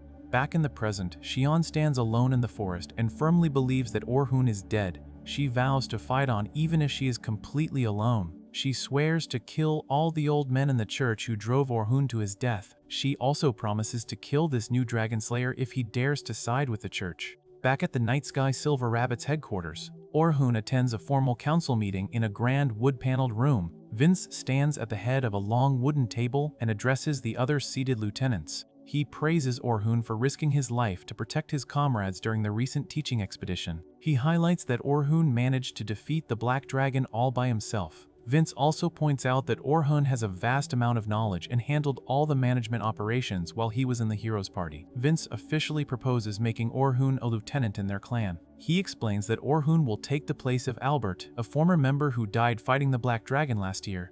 Vince calls for a vote since he needs the approval of 2/3 of the current lieutenants. However, an older man with a mustache stops the vote. He turns to Orhun and asks if he is fully prepared to offer his life for the clan. The old man explains that a lieutenant's decisions change the lives of many members. He insists that the clan must be everything to its members and that they must put the clan's needs above all else. Orhun thinks about his past for a moment. He looks right at the old man and flatly refuses. He loudly declares that he is not prepared to offer his life for the clan. Everyone at the table gasps in shock at his blunt answer. The old man tells Orhun that this statement makes him unfit to even be a regular member. He demands to know why Orhun is even there. Orhun clenches his fist and confidently states that he joined the clan solely to protect the people he cares about. He promises to do everything in his power to protect his comrades from danger. He refuses to lose anything else and vows to get strong enough to keep his friends safe, even if it eventually costs him his own life. The old man listens to this passionate speech and smiles. He completely accepts Orhun's answer. Vince also smiles and quickly calls for the vote again. The council members raise their hands and officially approve Orhun as a new lieutenant. After the meeting, Selma walks Orhun down a grand hallway. Estella, a girl with short brown hair, excitedly runs up to them. She asks the new lieutenant to help train a brand new party. Selma and Estella both beg him to accept the job.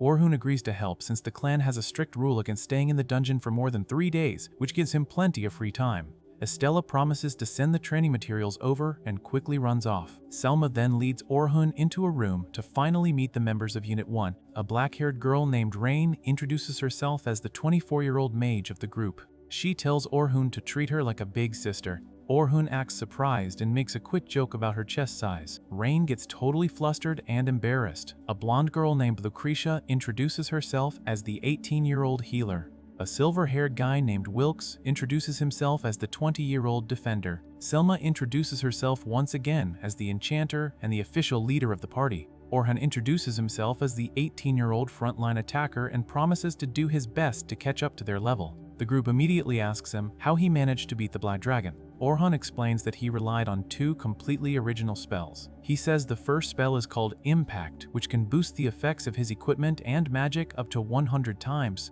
He explains that the second spell allows him to boost the effects of support magic up to 32 times. The girls are completely shocked by these massive numbers. Orhun clarifies that the physical stress of using these spells is immense, so he cannot fight for very long. Rain points out that someone with that much power could easily fill any role in the party. Orhun admits that he actually has a strict limit and can only use mid-ranked magic, which is why he had to invent his own original spells. Rain praises his hard work and hopes he can learn higher-ranked magic someday. Lucretia then reveals that she possesses a special ability. Selma notes that this means 3 people in Unit 1 now have special abilities. She suggests they all head into the Great Dungeon tomorrow so they can learn to fight together. Wilkes proposes throwing a welcome party for Orhun first. However, Orhun awkwardly scratches his head and admits he needs to buy a new weapon because he lost his sword during the Black Dragon fight. The group is shocked to learn that Orhun does not own a custom weapon. Orhun explains that he usually just buys cheap off-the-shelf swords and uses his magic to make them stronger. Rain slams her hands on the table and refuses to let a star member of the Silver Rabbits use a generic store-bought sword. The entire group immediately heads over to the clan's armory to meet Aran, their dedicated blacksmith. Aran is just as shocked to hear that the famous Dragon Slayer uses cheap swords. Orhun politely asks Aaron to forge a new sword for him. Aaron gladly agrees but warns them that he is completely out of high-quality materials from the deepest floors of the dungeon. Orhun says this is not a problem. He easily pulls out a massive pile of monster parts and magical items that he collected while exploring with the hero's party. The group stares in absolute amazement at the rare Griffon claws and manticore fangs scattered on the floor. Lucretia points to a massive black scale and asks what it is. Orhun casually reveals that it is a scale from the Black Dragon he defeated. The entire room suddenly goes dead silent. Everyone looks down with serious and sweaty expressions. Orhun quickly realizes he just reopened a terrible wound. He remembers that their former party member, Albert, was killed by the Black Dragon. Orhun bows his head and sincerely apologizes for his insensitive mistake. Rain quickly steps up and forces a bright smile. She cheerfully states that they can make the strongest sword ever using the Black Dragon scale. Orhun appreciates her trying to hide her pain just for his sake. Aaron promises to use the scale as the main ingredient and asks if Orhun has any specific design requests. Wilkes tells everyone that they will postpone the welcome party so Orhun can focus entirely on designing his new weapon. Orhun agrees and gets ready to discuss the final details of his sword with the blacksmith. The next day, the newly formed party heads straight to floor 86 of the Great Dungeon to fulfill a request from the Adventure Management Division. Their mission is to collect noxious sheep pelts, but their main goal is actually to practice their teamwork with Orhun. Selma takes charge and assigns everyone their roles for the dive. She tells Wilkes to keep the monster's attention focused on him while Rain provides magical support from the rear.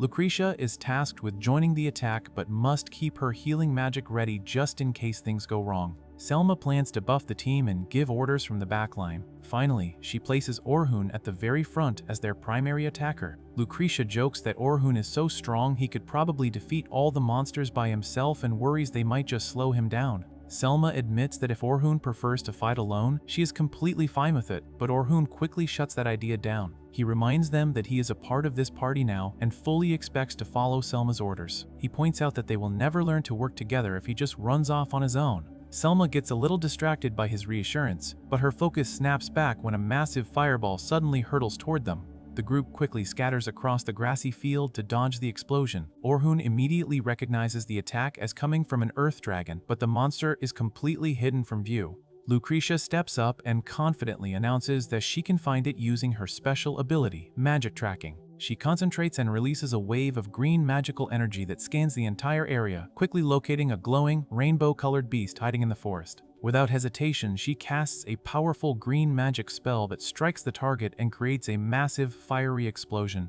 The blast forces a brown-horned beast out of hiding and right into the open field. Wilkes excitedly declares that it is his turn to show off. He charges directly at the roaring beast and engages it with his large, red-bladed polearm. Rain also prepares to join the fight, so Selma casts a magic boost on her to increase her power.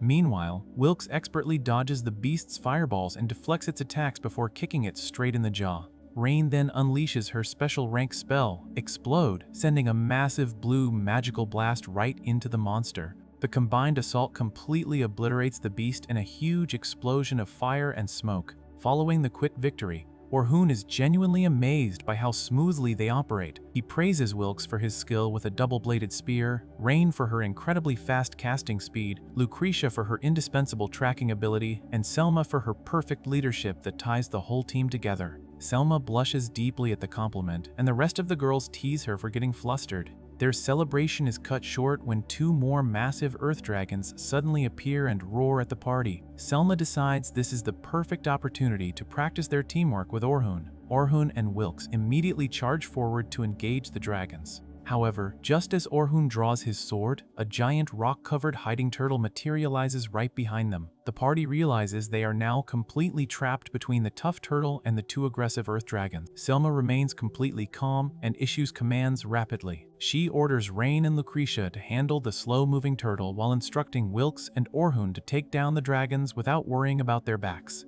Orhun is highly impressed by her quick decision-making and feels he can truly trust her leadership. The two Earth Dragons charge forward and unleash a barrage of fireballs, but Wilkes bravely intercepts them and swings his polearm to keep them distracted. Suddenly, Orhun hears Selma's voice directly in his head. She explains that this is her special ability, telepathy, which allows her to communicate and coordinate from a distance. Orhun is absolutely thrilled by this skill and notes that it is exactly what he always wanted back when he was in the Heroes Party. Selma blushes at his praise but quickly refocuses, instructing Orhun to target the dragon's blind spots while she leaves the buffing choices up to him.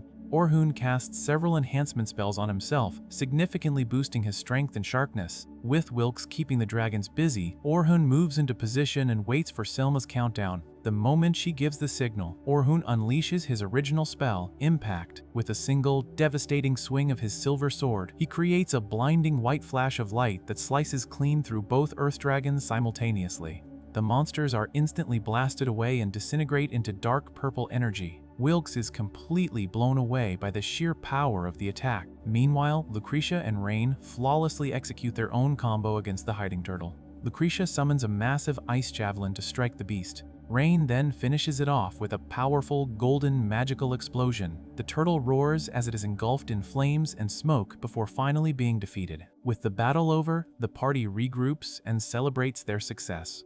They successfully collect all 9 noxious sheep pelts they needed for the mission. Selma compliments Orhun on his performance, and Orhun admits that it has been a very long time since fighting felt this easy and enjoyable for him. He confesses that he had almost forgotten how much fun it is to actually work together as a team. Lucretia praises Orhun's incredible sword strike, noting she has never seen anyone cut through 2 earth dragons so cleanly. Selma then turns to Orhun with a very serious question. She asks him if he thinks their party is finally ready to take on Floor 92.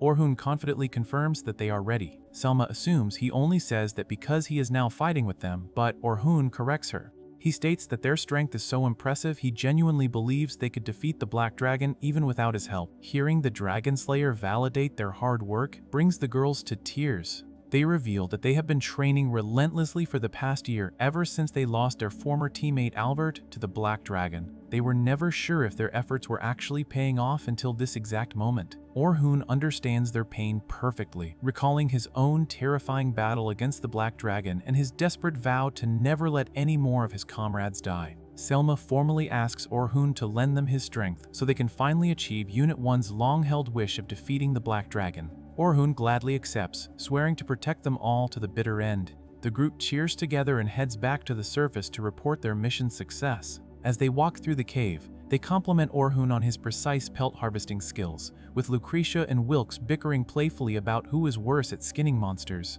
Orhun then asks Selma to accompany him to the Adventure Management Division the next morning, and she happily agrees. Later that night, the Night Sky Silver Rabbits throw a massive welcome party for Orhun at a local rustic tavern. The group shares a huge feast of meat and drinks heavily from wooden mugs. Orhun thanks them for taking him in, but Selma insists that they are the grateful ones since someone of his caliber could have easily joined any top clan.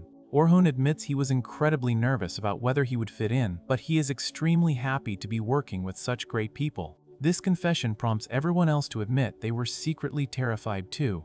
Lucretia cries tears of joy, and Rain confesses she was worried she wouldn't be able to properly support him from the rear. Wilkes adds that he was scared of messing up on the front lines next to a legend. They all laugh at the realization that every single one of them was secretly anxious. Rain points out that Selma was definitely the most nervous of all because she had taken a huge personal interest in Orhun from the start. Selma gets extremely flustered and tries to claim she was just doing her duty as a leader to make him feel comfortable, but the others see right through her excuse. The drinks keep flowing, and soon, Selma becomes incredibly drunk. She stares at Orhun with dazed, enamored eyes and completely abandons her usual serious demeanor. She leans heavily against him, puts her hand on his chest, and slurs about how handsome he is. Orhun gets highly uncomfortable and tries to play it off, but Selma refuses to back down, boldly declaring that he is not getting away from her until morning. Orhun panics and begs Rain and Wilkes for help. Instead of assisting him, Rain decides to join in on the fun and hugs Orhun's other arm, leaving him completely trapped between the two girls. Wilkes just sits back with a smug grin, teasing Orhun for being so popular and firmly refusing to intervene. Trapped, blushing, and overwhelmed by the girls pressing their chests against him, Orhun realizes he has no other choice. He secretly activates his induced sleep spell, causing both Selma and Rain to instantly pass out peacefully on his shoulders. Orhun breathes a massive sigh of relief and smiles, genuinely thankful for the fun night despite the chaotic ending. Sometime later, Orhun carries the unconscious Selma all the way back to her home. He knocks on the door, and Selma's younger sister Sophia answers it wearing her nightgown. Sophia is completely shocked to see Orhun carrying her older sister on his back in the middle of the night. She immediately jumps to the conclusion that Orhun and Selma are in a romantic relationship and asks when things got so serious between them. Orhun aggressively denies this, explaining that there is absolutely nothing going on between them and that Selma simply drank too much at the welcome party and passed out. Sophia is surprised because Selma never usually gets that drunk, leading her to realize that her sister must have had an incredibly fun time. After Orhun drops Selma off and leaves, Sophia looks at her sleeping sister with a gentle smile. She softly notes that Selma has been smiling much more recently and directly attributes this positive change to Orhun's presence in her life. The following morning, Selma finally wakes up in her bed with a massive hangover. Sophia sits beside her and immediately starts teasing her about getting so drunk that a boy had to carry her home. Selma looks extremely apologetic and deeply regrets her behavior, fearing that she completely bothered Orhun. Sophia sighs and acts like she is upset but quickly drops the act. She tells Selma that she understands how stressed and busy she has been lately. Now that Orhun is here, Selma finally feels safe enough to relax and have fun, which is exactly why she let loose. Sophia says she isn't mad at all, but playfully warns her sister not to cause trouble for other people in the future. Selma is so deeply moved by Sophia's understanding and forgiveness that she bursts into tears, dramatically calling her little sister an absolute angel from heaven. Later on, Selma takes a hot shower to wash off the rest of her hangover. As she stands under the water, she reflects on what Sophia said and realizes she genuinely feels much lighter and happier thanks to Orhun. However, the memory of him carrying her home makes her cringe with embarrassment. She promises herself to be much more careful from now on, so she doesn't give Sophia any more wrong ideas about their relationship. As she thinks about this, she begins to question her own feelings. She wonders if she actually has romantic feelings for Orhun. She tries to rationalize her emotions, telling herself that she just likes him as a good person and deeply respects him as a powerful adventurer, but nothing more. Yet, when she remembers how she drunkenly called him a handsome man while pressing against his chest, she becomes incredibly flustered and her face turns bright red. She forcefully shakes her head and verbally denies having any romantic feelings, trying desperately to convince herself. Shortly after, Selma meets up with Orhun outside so they can head to the Adventure Management Division as planned. She immediately bows her head and apologizes profusely for her embarrassing drunken behavior the previous night. Orhun smiles warmly and tells her not to worry about it at all. He suggests they just forget the whole thing ever happened and focus entirely on their future adventures together. Selma happily agrees, fully ready to move forward with her new teammate. Later that evening, Orhun sits at a wooden desk in his dimly lit room and carefully reviews the confidential files of the rookies he is about to train. He reads the documents for Sophia, Logan, and Caroline, noting that all three of them have incredibly bitter pasts. He realizes that Caroline's history is especially tragic and knows he must handle her training with extreme care. The following morning, Oren meets with Selma and Estella in the clan's library. A woman named Carla is also there, and she introduces herself as a manager from the Exploration Management Department who looks after the rookies. Carla confirms that Orhun is officially taking charge of the 10th Squad's training and asks if he has read their files. Oren confirms he has and states he has already reached a conclusion on how to proceed. Carla leaves the entire process in his hands, and Estella adds that there are no teaching materials or set guidelines for him to follow. She wants Oren to teach the rookies based entirely on his own combat experiences and give them whatever they need to survive. Oren points out that they should at least establish a clear goal for the training. Estella confidently declares that she wants the three rookies to be strong enough to conquer the middle floors of the Great Dungeon by themselves in just 6 months. Oren thinks this is a massive challenge, but he agrees it is not impossible since the rookies showed tremendous growth during their last expedition. After the meeting, Oren and Selma walk together down a long hallway. Selma brings up her relationship with Sophia, assuming Orhun already read about it in the files. She explains that her mother passed away, and her father took a mistress who gave birth to Sophia. The mistress also died shortly after, forcing the family to take Sophia in. However, being the child of a mistress put Sophia in a terrible position, and she faced constant abuse from a very young age. Selma tried her best to protect her, but once Selma left the house to become an explorer, the mistreatment grew even worse. When Selma finally returned home, she asked Sophia if she wanted to leave with her, completely saving her from that toxic environment. Selma admits she might be showing favoritism, but she genuinely wants her little sister to become a fine explorer. Oren assures her that her feelings are completely natural and promises to look after Sophia. Orhun then heads to a wood-paneled room to finally meet his three new disciples. Caroline, Logan, and Sophia are incredibly excited to see him and immediately ask if he is taking them on as his official students. Orhun confirms that this is their formal clan training, and the trio cheers in excitement. They praise Orhun for his immense strength, specifically mentioning how he completely overwhelmed the Black Dragon during their last mission. Orhun humbly denies this, explaining that the battle was actually a very close call. He then tells the rookies that the Black Dragon is a target they should aim to defeat themselves someday. The rookies are completely shocked by this idea, but Orhun insists they have tremendous potential and can become top-tier explorers if they work hard. Before starting the actual training, Orhun gives them 2 strict rules they must always follow. First, he tells them to always keep thinking and find outside-the-box solutions because there are many ways to solve a problem in the dungeon. Second, he warns them never to assume that everything he says is absolutely correct. He explains that he makes mistakes too, so they need to process his words and turn them into their own unique knowledge rather than blindly following his orders. He then asks each of them why they decided to become explorers in the first place. Sophia goes first, explaining that she wants to be just like her older sister Selma. She admires how Selma chooses her own path and became an explorer to find her own dreams and goals.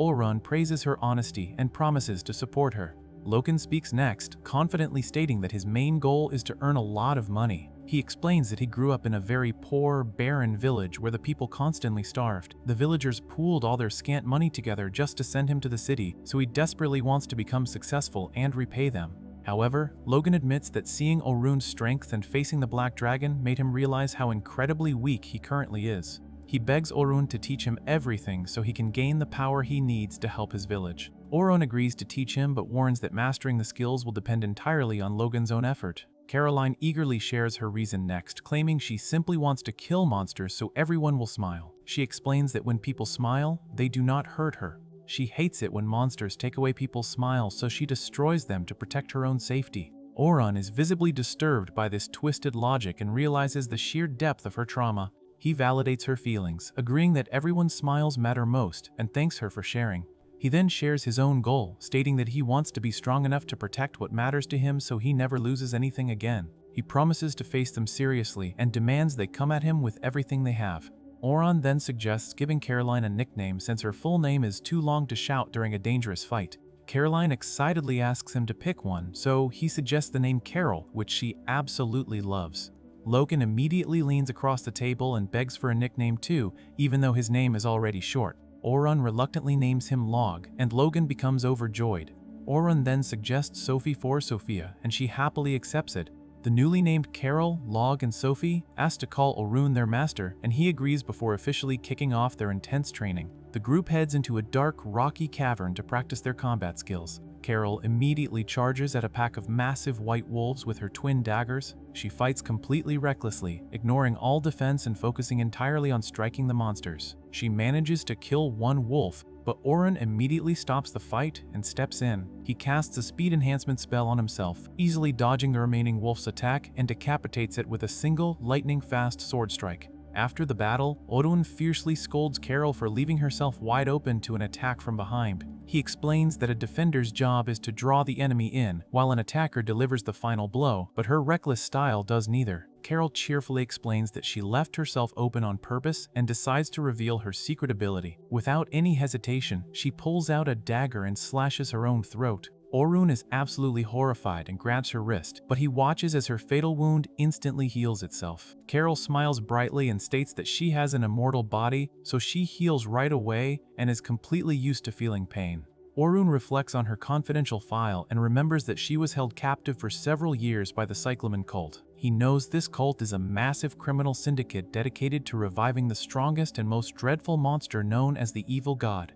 They constantly attack towns, conduct human trafficking, and perform horrific experiments. Because of Carol's self-healing ability, the cult tortured and experimented on her relentlessly. This nightmare continued until a man named Albert destroyed their base and rescued her 2 years ago. The severe abuse left her mental state extremely unstable, and Albert's recent death caused an even deeper wound in her heart. Orun decides he must teach her a vital emotional lesson. He tells Carol to look at Log and Sophie, who are standing nearby looking absolutely horrified by her self-mutilation. Orun explains that even if her physical wounds heal instantly, seeing her get hurt causes her friends immense emotional pain, which immediately takes away their smiles. Carol realizes her reckless actions are doing the exact opposite of what she truly wants. She drops her daggers onto the stone floor and cries hysterically, screaming that she does not want to lose their smiles. She completely breaks down and begs Orun not to hit her, triggering a deep trauma response. Orun gently pats her head and comforts her, promising that no one here will ever hurt her and that she is finally safe. To fix her fighting style, Orun puts Carol through brutal evasion training in a wood-paneled room. He forces her to dodge high-speed magical projectiles while he continuously yells at her to protect herself instead of just taking the hits. Carol gets repeatedly knocked back by the projectiles and loudly complains that Orun is acting like a demon, but she keeps pushing through the pain. Meanwhile, Orun works closely with Log, forcing him to train with a long spear instead of a sword. Log swings the spear repeatedly until he is covered in sweat. Orun praises his stance, noting that his form is getting very solid. Log admits he initially wondered why Orun assigned him a spear, but he now completely understands.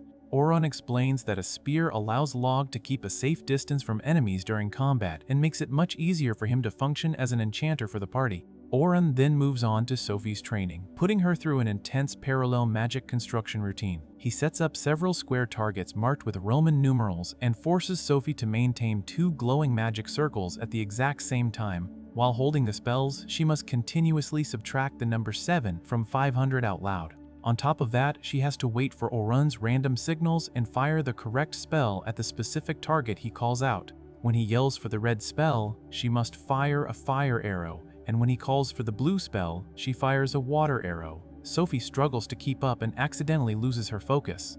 Orun grabs her hand to guide the staff and warns her that panicking in a real battle will put her teammates in severe danger. During the exercise, Sophie accidentally knocks a target over without even casting a spell. She tells Orun she felt a strange sensation when she reached out. Orun suspects this might be her own unique superpower manifesting, much like her sister's abilities, but he advises her not to rush and to take her time figuring it out. After a grueling day of training, Sophie and Carol head to the local bathhouse to relax. They sit in the steamy water and complain about how tough Orun's training regime is. Suddenly, Carla and Estella enter the bath and greet the two rookies. They praise Sophie and Carol, noting that they have both been improving a lot lately. Sophie thanks them and promises to keep working hard, but as she looks around the bath, she becomes incredibly insecure. She notices that Carla, Estella, and even Carol all have very large chests, while she is completely flat. She complains about this loudly, but Carol tries to cheer her up by reminding her that they are still young and currently in their growth phase. Sophie refuses to accept this comfort and calls Carol a traitor since she is already well endowed. The intense training continues for several more weeks. Carol learns how to quickly dodge magical projectiles while casting her own spells, and Log perfects his spear techniques. Eventually, Orun gathers the three rookies in the training hall and proudly announces their latest achievement. He tells them that they successfully defeated the Orc Lord, the boss of the 20th floor, completely on their own. He declares that they have officially cleared the first stage of their training, and the rookies cheer wildly. Orun encourages them to keep pushing forward to reach even higher goals. The following day, Orun visits a local equipment shop. The muscular shopkeeper hands Orun a brand new, sleek black sword. He explains that the weapon was forged directly from the scales of the black dragon that Orun defeated earlier.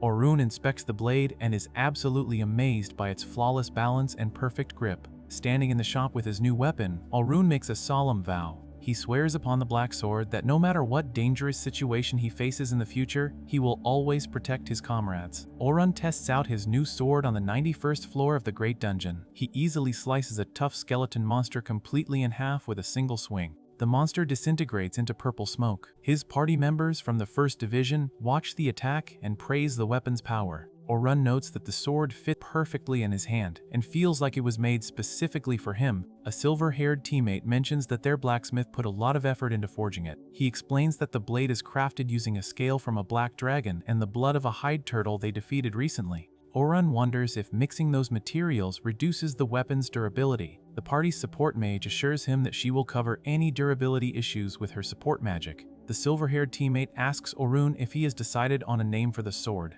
Orun reveals that he named it Schwarzase, which means Black Rabbit. He explains that he chose the name to commemorate his joining the Night Sky Silver Rabbits clan.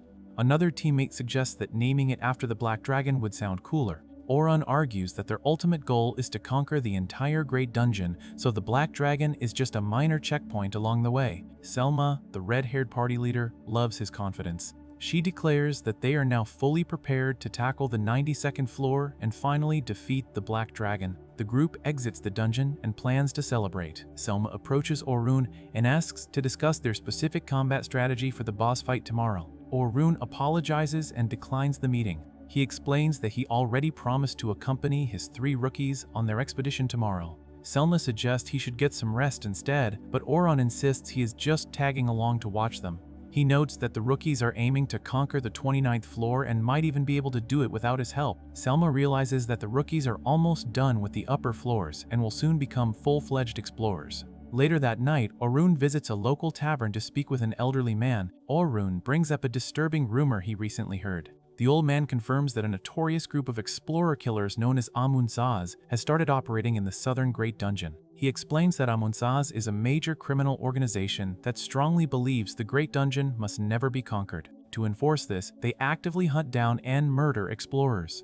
Orun asks if this is just a rumor, but the old man reveals that several high-ranking explorers have already been killed. He suspects the guild is intentionally hiding the information to prevent mass panic among the public. Orun states that a group of murderers will never listen to reason. He then asks the old man to craft a specific item for him. Meanwhile, the other members of the 1st Division prepare for the massive boss fight. Will visits a weapons shop to pick up his newly maintained polearm. He thanks the shopkeeper and states that he can finally face the Black Dragon without any worries. The shopkeeper notes that Will has grown much stronger and no longer runs away from danger. Will admits that he used to be a coward and feels responsible for their former teammate Albert's death. He vows not to fail this time. He states that the party has trained harder than anyone else for the past year. In a garden, Lena looks up at the moon and makes a similar promise to herself. She vows to never let anyone die again.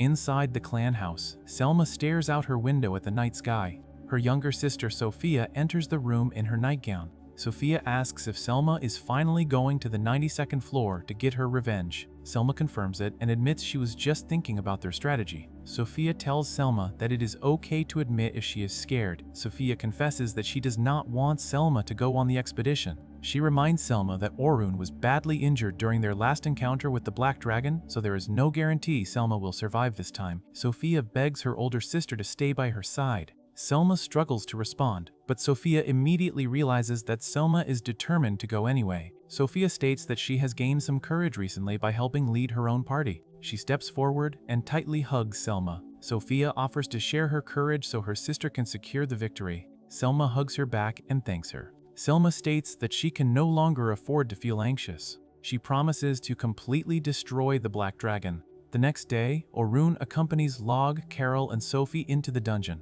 The three rookies successfully clear the 29th floor and celebrate their victory. Log is thrilled that they are moving on to the 30th floor next. He notes that once they clear it, they will advance to the middle floors and officially join the 3rd Division.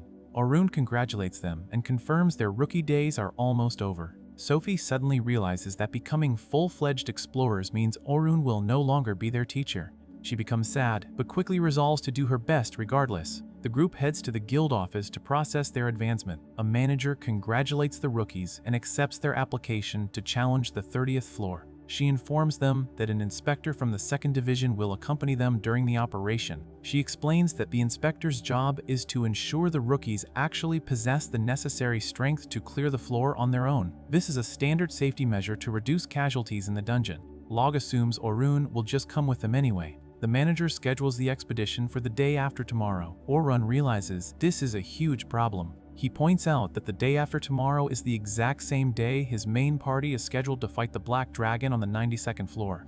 Log immediately asks the manager to change the date. The manager refuses, explaining that the inspector has a very strict schedule. If they delay, the expedition might be pushed back indefinitely. Orun suggests asking Selma to postpone the Black Dragon fight. Sophie vehemently protests this idea. She explains that Selma and the 1st Division have waited an entire year to avenge their fallen comrade, so delaying their most important mission is out of the question. Log steps forward and begs Orun to let the three rookies handle the 30th floor by themselves. Carol and Sophie agree completely. Log argues that relying on Orun to hold their hands means they are not truly conquering the dungeon. He promises that they will not do anything reckless and will use all the strategies they learned from watching Orun. Sophie adds that she needs to stop depending on Orun if she wants to become a real explorer. The three rookies bow deeply and beg for his permission. Orun reluctantly agrees, but he orders them to submit a detailed operational plan first. Later, Orun reviews their written plan in a classroom and approves it. Log and Carol cheer in excitement. Orun strictly warns them not to assume everything will go according to the plan. He reminds them that unexpected situations happen constantly in the Great Dungeon, so they must never let their guard down. He then hands each of them a special charm pendant. He gives a red gem to Log, a green gem to Carol, and a blue gem to Sophie. He wears a matching blue pendant himself. He tells them it is a charm to ensure their safe return. That night, everyone mentally prepares for their respective battles. The next morning, the rookies arrive at the entrance of the 30th floor, along with the armored inspector. Sophie takes charge and leads the group forward. Log suddenly stops and reports hearing footsteps ahead. He estimates there are 3 enemies approaching. Sophie quickly formulates a plan. She assigns Carol to create a diversion while she and Log cast offensive magic. 3 green goblins emerge from the shadows and snarl at the group. Carol charges forward at top speed and strikes one of the goblins. Log immediately casts Rock Needle. A golden magic circle appears, and sharp stone spikes erupt from the ground, impaling the goblins. Sophie follows up by casting Arrow Cutter. She generates a glowing green magic circle around her red pendant and fires several sharp white energy blades. The blades slice through the remaining goblins, instantly turning them into dark mist. The inspector watches the flawless execution and asks if they are really rookies. Log proudly claims their success is all thanks to their amazing master. The group then approaches a massive doorway blocked by sharp green crystals. The crystals retract, revealing the boss room. Meanwhile, deep in the 92nd floor, Orun's main party walks through a dark, rocky landscape. Orun suddenly detects an incoming attack. A massive, dark-winged black dragon descends from the ceiling and roars at them. Will steps forward with his polearm and declares that they have been waiting for this moment to avenge Albert. Selma and the other mages immediately begin casting support spells. They cast Vanguard up, Rearguard up, Status up, and Quadruple on Orun. Orun is enveloped in a glowing aura and feels his power surge. The entire party charges at the massive dragon. Back on the 30th floor, the rookies enter the boss room but are confused to find another party already standing there. Log assumes they are just regular explorers and plans to ask them to share the boss. However, the other party consists of several menacing individuals, including a scarred man, a muscular man in silver armor, a short-haired girl in purple armor, a brown-haired woman, and a silver-haired girl wearing a white cloak. The brown-haired woman mentions the night sky silver rabbits and brings up the Dragon Slayer. The scarred man asks the rookies if they know the Dragon Slayer. The rookies stay silent. The short-haired girl in purple armor tells the silver-haired girl to confirm their identities. The silver-haired girl uses a visual skill and her eye glows. She confirms that the rookies are indeed the Dragon Slayer's disciples. The scarred man smirks and announces that they will use the rookies as bait to lure Orun into a deadly trap. The rookies realize these people are hostile and prepare to fight. Back in the 92nd floor, the battle against the Black Dragon is incredibly intense. The dragon swings its massive tail, forcing the party to dodge. Spikes fall from the ceiling. Will gets pinned to the ground by one of the dragon's giant limbs. He screams in frustration as the monster tries to crush him. Orun activates a skill called Impact. He gets covered in green energy and delivers a devastating sword strike to the dragon's limb, freeing Will. Selma notes that they have spent the entire past year running simulations for this exact fight. They analyzed every single failure and memorized the dragon's attack patterns perfectly. She declares that they will not make any careless mistakes. On the 30th floor, the scarred man casts a golden explosive spell right at the rookies. The massive blast knocks them back. The rookies realize these people intend to murder Orun. The short-haired girl tells them that their only crime was associating with the Dragon Slayer. The brown-haired woman decides to let the muscular man handle the children. Carol refuses to back down. She tells Log and Sophie to break the wall and escape while she buys time. She charges at the muscular man with her daggers drawn. The muscular man simply smirks and stomps his giant foot on the ground.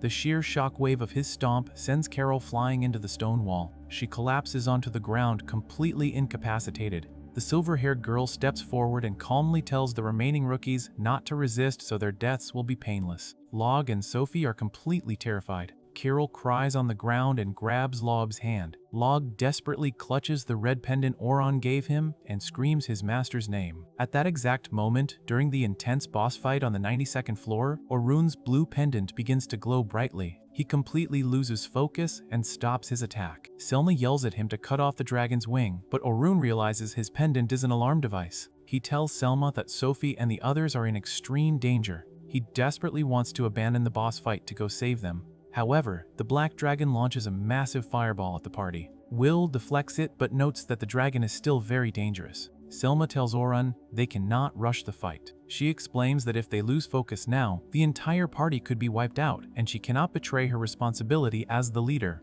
Orun grits his teeth in sheer panic. He remembers his vow to protect his comrades no matter what. He looks back at the Black Dragon. Suddenly, the dragon's body glows purple and it completely regenerates all of its previous injuries. The party stares at the fully healed monster in absolute horror. Will realizes they are completely back to square one.